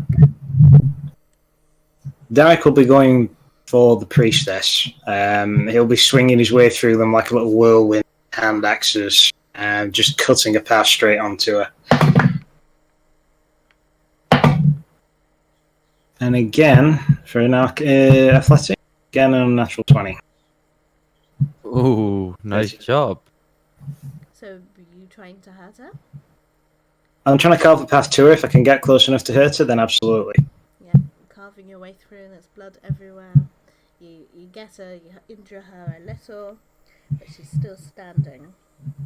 Now it's the Croton's turn. I'd imagine roughly around about this time I see a blade pass and just grabs the scepter from her hands. Yeah, exactly, all at the same time. So, it is at this point you notice that the Kuatoa who remain are flailing about in the shallows of the water. And several are pulled under or strike at unseen foes beneath the surface. The water foams red with blood.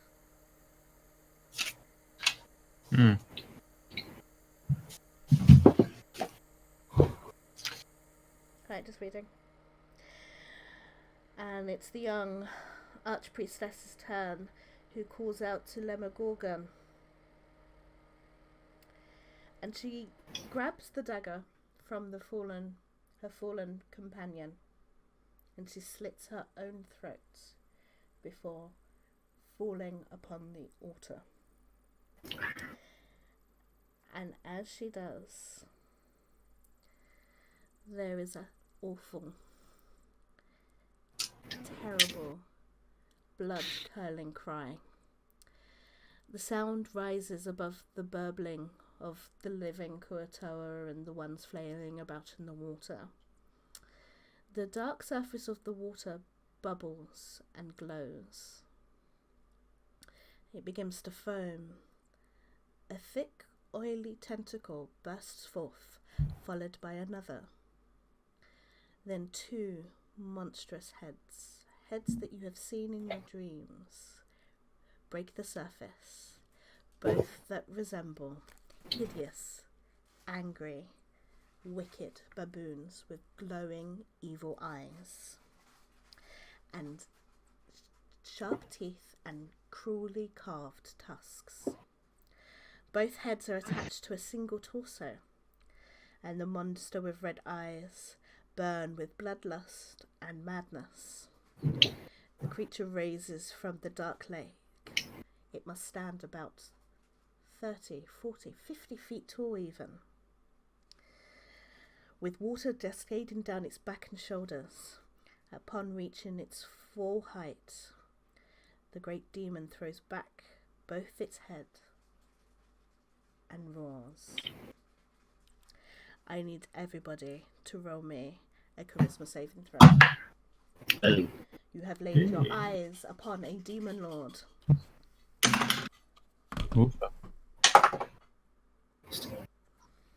A 12? 7. Is it magic related? No, it is not. Then a 4. 12, and if it would fail, then it would be a 16. Anyone A 3. Anyone who rolled below a 13 gains 1 level of madness. Yay. And this short-term madness lasts 10 minutes. And the madness is...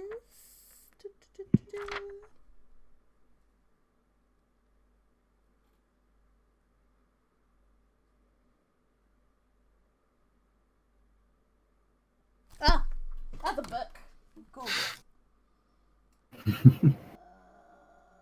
Okay. My Dungeon Master's Guide is not here. Quick Google then. Got the camera back.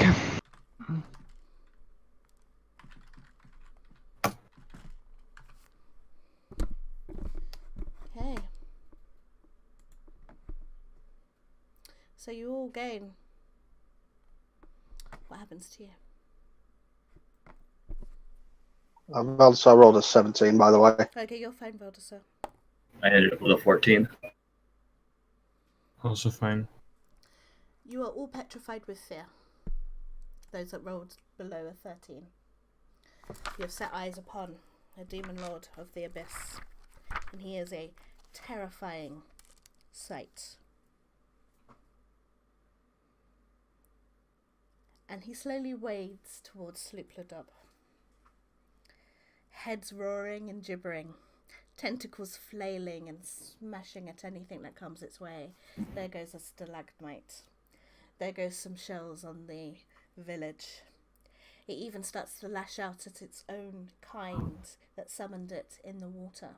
You see a single Kuatoan fly miles until you can no longer see it in the darkness. Right, round the clock, everybody, what are you going to do? So I'm going to start with you, Erdon. Erdon, I do believe you are petrified with fear. I'm not. Oh, you're not? Excellent. What are you going to do?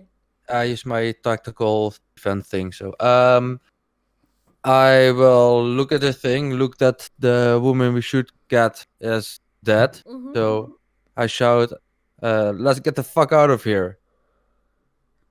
And I guess I want to use a perception check maybe to see if there's a path we could take leading us away from here. So the path that you can take is the path that took you here. It is behind you through webs and screaming Kuatoan. Yeah, is that through the beast or the direction of the So beast? the beast is in the water. Mm-hmm. Here is... okay, so sorry, I was gesturing over here. You can't see. So, okay, imagine water, Mm-hmm. beach, bay, archway. All right. That's a village. Then yeah, I wanna, I guess, help people get away because this seems to be not something we can handle at this point in time.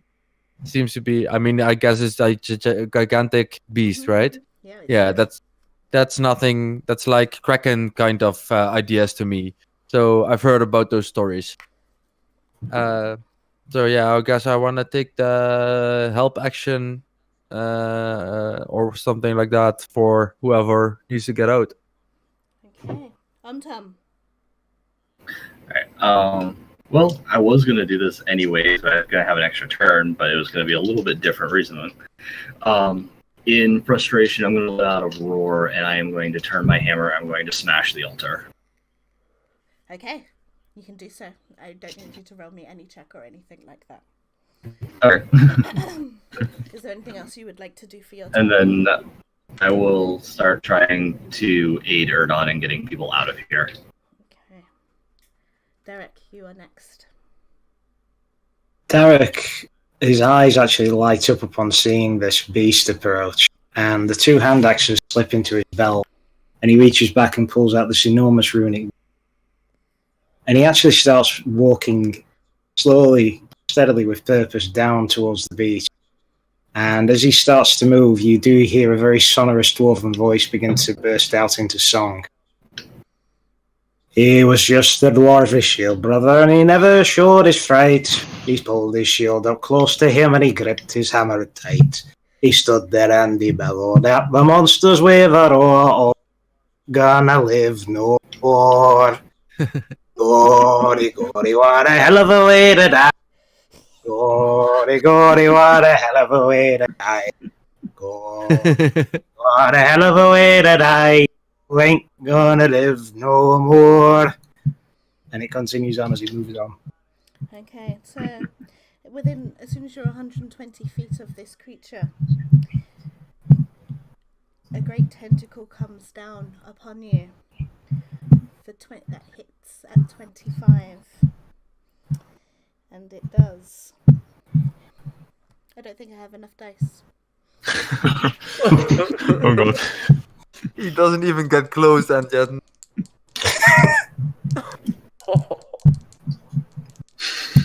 Can I make a dex save to avoid it? No, it doesn't say so. If a 25 hits you, it hits you. Right, what is this? 1, 4, 10. Bye, Sam.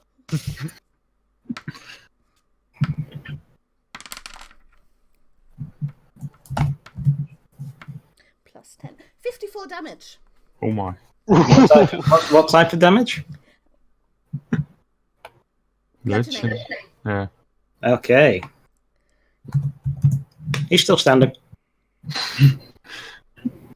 I need you to Okay. make a constitution saving throw, though. Okay. Still standing. Yeah, he's still standing. 22. Okay. It was a 23 constitution saving. Oh. Your hit point maximum has been reduced by the amount of damage that you have taken. However, it is Okay. a multi-attack. Boom, boom, boom, boom, boom. Does a 21 hit you? Yes. So Demogorgon has hit you once with the tentacle, and now they grip around you. And he picks you up, and he flings you into the city. I will let you do a dexterity saving throw for this one. Okay. What's the DC on this? Oh god. Gavalda Sarcast is Gavalda uses channel divinity as he flies past. You can still see him. Yeah, sure, why not? Yeah, What's 20. that? He gets 24. 24 health, I think. But if his hit point maximum has been reduced, he's already at max health. Oh yeah. Never mind. I tried. Sorry. No worries. This is 17 on the con save. Okay, it was a 20. That was a dex save, wasn't it? Yeah, dex save, that one, whatever it was. Wait a minute. Okay, that's different. Turn this up. A 21 dexterity saving throw. I'm afraid you fly for miles and you take Oh god.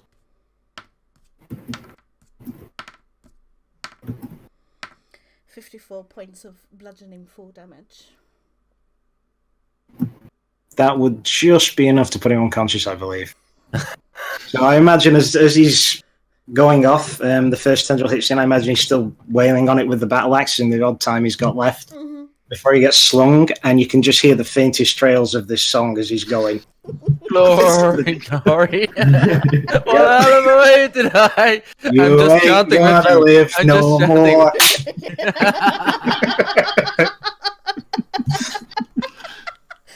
Oh god. Sad. I'm kind of sad. I am. I'm like, wait, I'm a little choked up.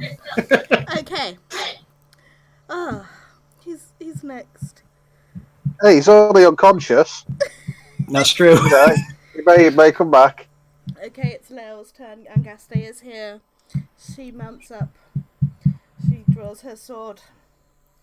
And she tells you to run for the boats. She will hold him back as long as she can before her and Angaste dart up the wall. Can I at least call out to her? You just saw what happened to the fucking dwarf. She calls back, I'm better than the dwarf. And I imagine her getting smacked again by three. As I run past her, I just pat her on the shoulder and say, "Give him hell, Lale," and keep running. Okay, I'm just Good going luck, do not to something. see you in the afterlife. Okay, I'm going to do something. I'm just going to switch scenes because there's some music that I have prepared for this scene. Where is it? It is this one. So I'm going to Only for the stream? Yes, it's on the stream. You won't hear it yourselves. Turn it on for a second then. Yeah. Hopefully it works. Long delay. There we go. It's playing now. So I'm going to tell you what happens to Leo. So Leo climbs up the wall, galloping on the back of Angaste. And the very fact that she is vertical is an impressive feat within itself. As she gets to about the right height of Demogorgon, Angaste jumps, leaping forth from the wall using all her strength. And actually, you can already tell that the leap that Nesta has made is not far enough, and she falls. And as soon as she hits the ground, she disappears. However, Lael herself has jumped from the back of the Nesta to gain the extra momentum. And yet, she is still not close enough.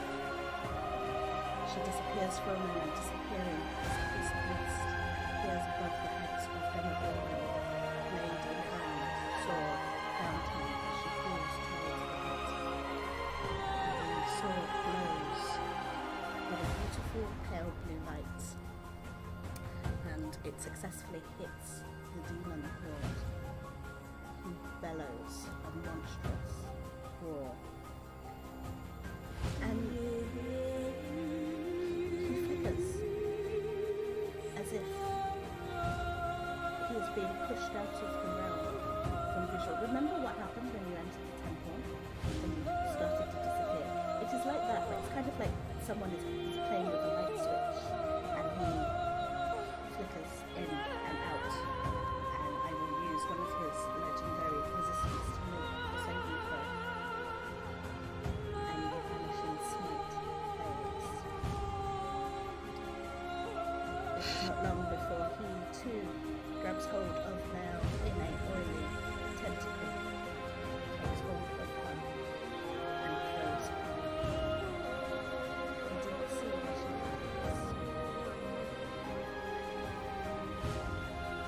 Baldassar sees this and he just looks stunned and distraught.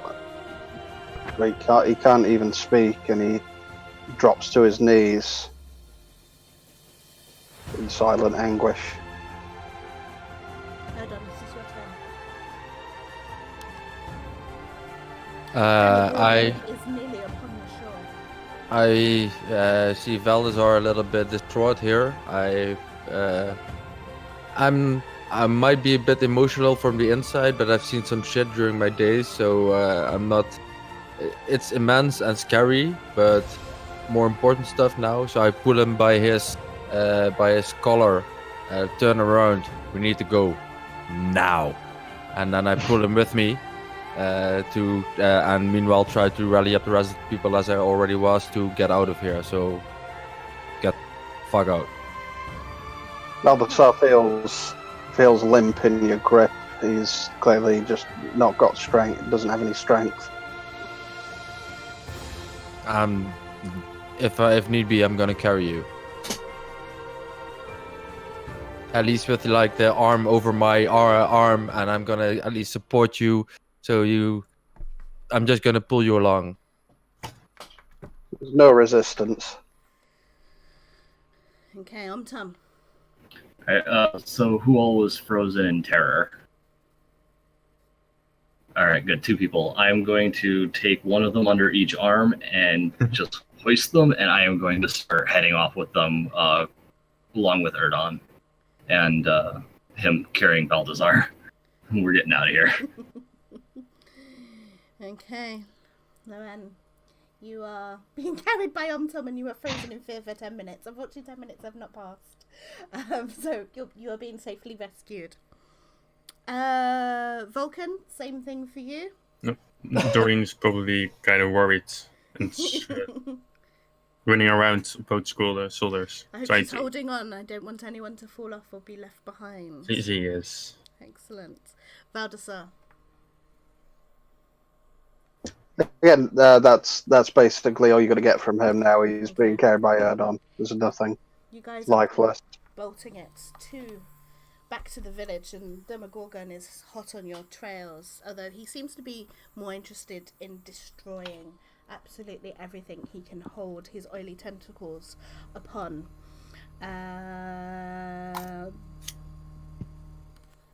So you are on land. You have lost your drow guide.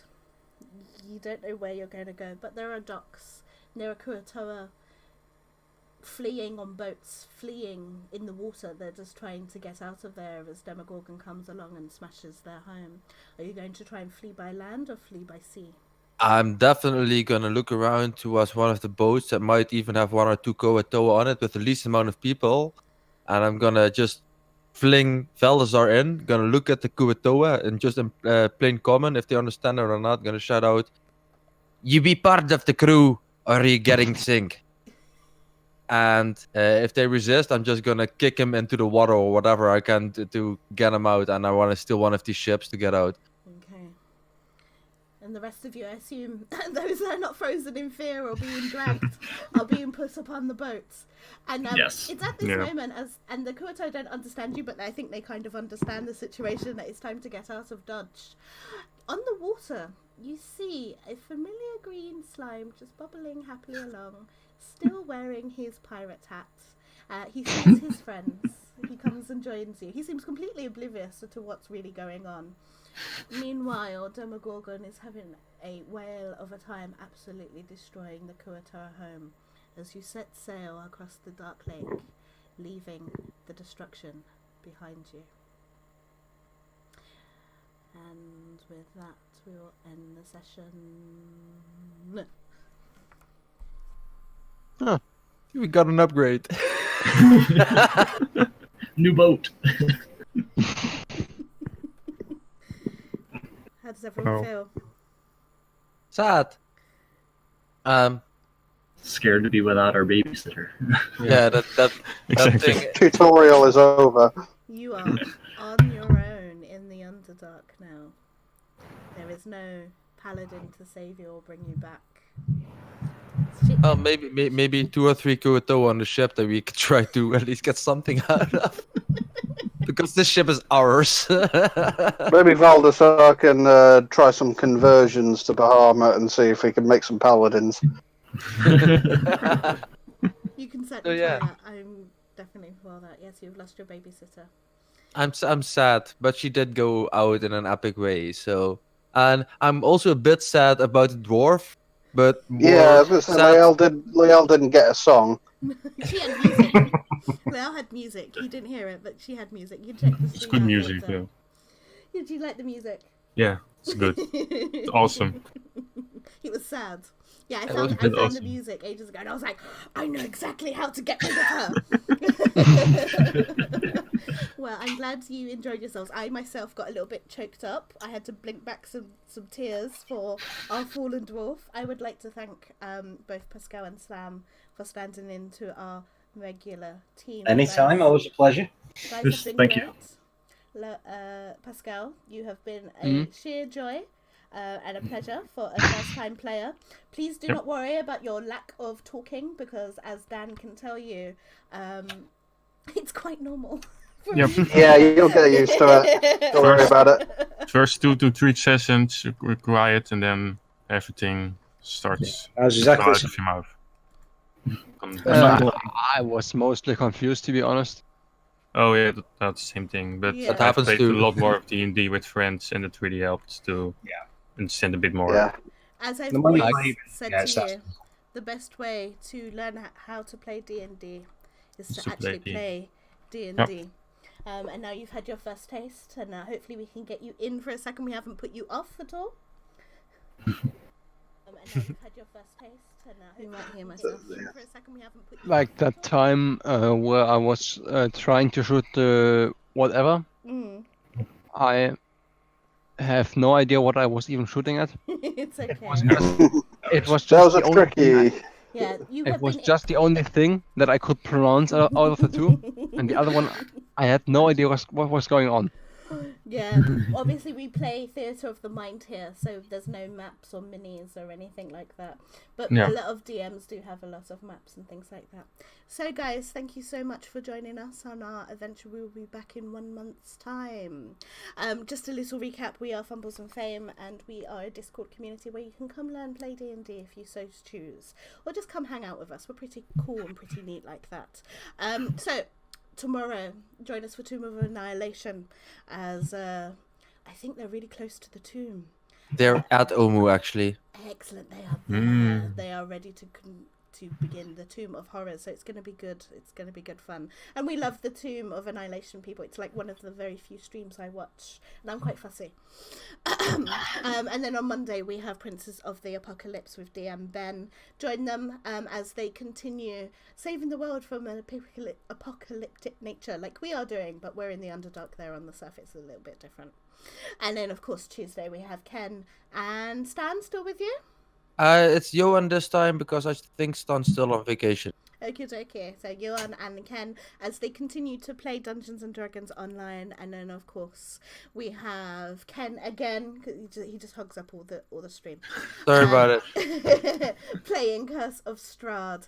Where are your players at the moment? They're in Granskov, which is a valley to the east, southeast of Barovia itself, where they're currently involved in a murder mystery style campaign and setting, trying to find out which of a few suspects is the beast that the boyar of the area is looking for. It's a quite fun thing to watch, so yeah. I'm definitely going to check that out because I want to see this. That's from your special book that you showed me, wasn't it? Yeah, I got Yeah. something off the DMs Guild, so recommend that kind of content definitely to check out. Excellent. I will check it out because I also play Curse of Strahd, but we're not playing for a while. Then, of course, on Saturday we join DM Tahina as we could play Steranasti Sisters, and I will be playing the Paladin Favine. And then, of course, Sunday we have DM Sam, who will be doing a one-shot. What you got planned for us, Sam? I've got planned a fun little adventure involving the manor of a notorious wizard who's left it to his nephew, and the nephew needs people to clear out the wings. And it's got the biggest number of people I've ever DM'd for. I've got 7 players so far. 3 of them are in this group. I've got Josh, Ken, and Jason all with me. It's going to be fun times. So I'm really looking forward to that. There's going to be a lot of fun stuff, some really cool characters. Excellent. Okay, and that's our week on Fumbles and Fame. We hope to see you soon. We hope you had fun. And good night from the UK and wherever you are in the world. Bye. Good night. Bye. Bye.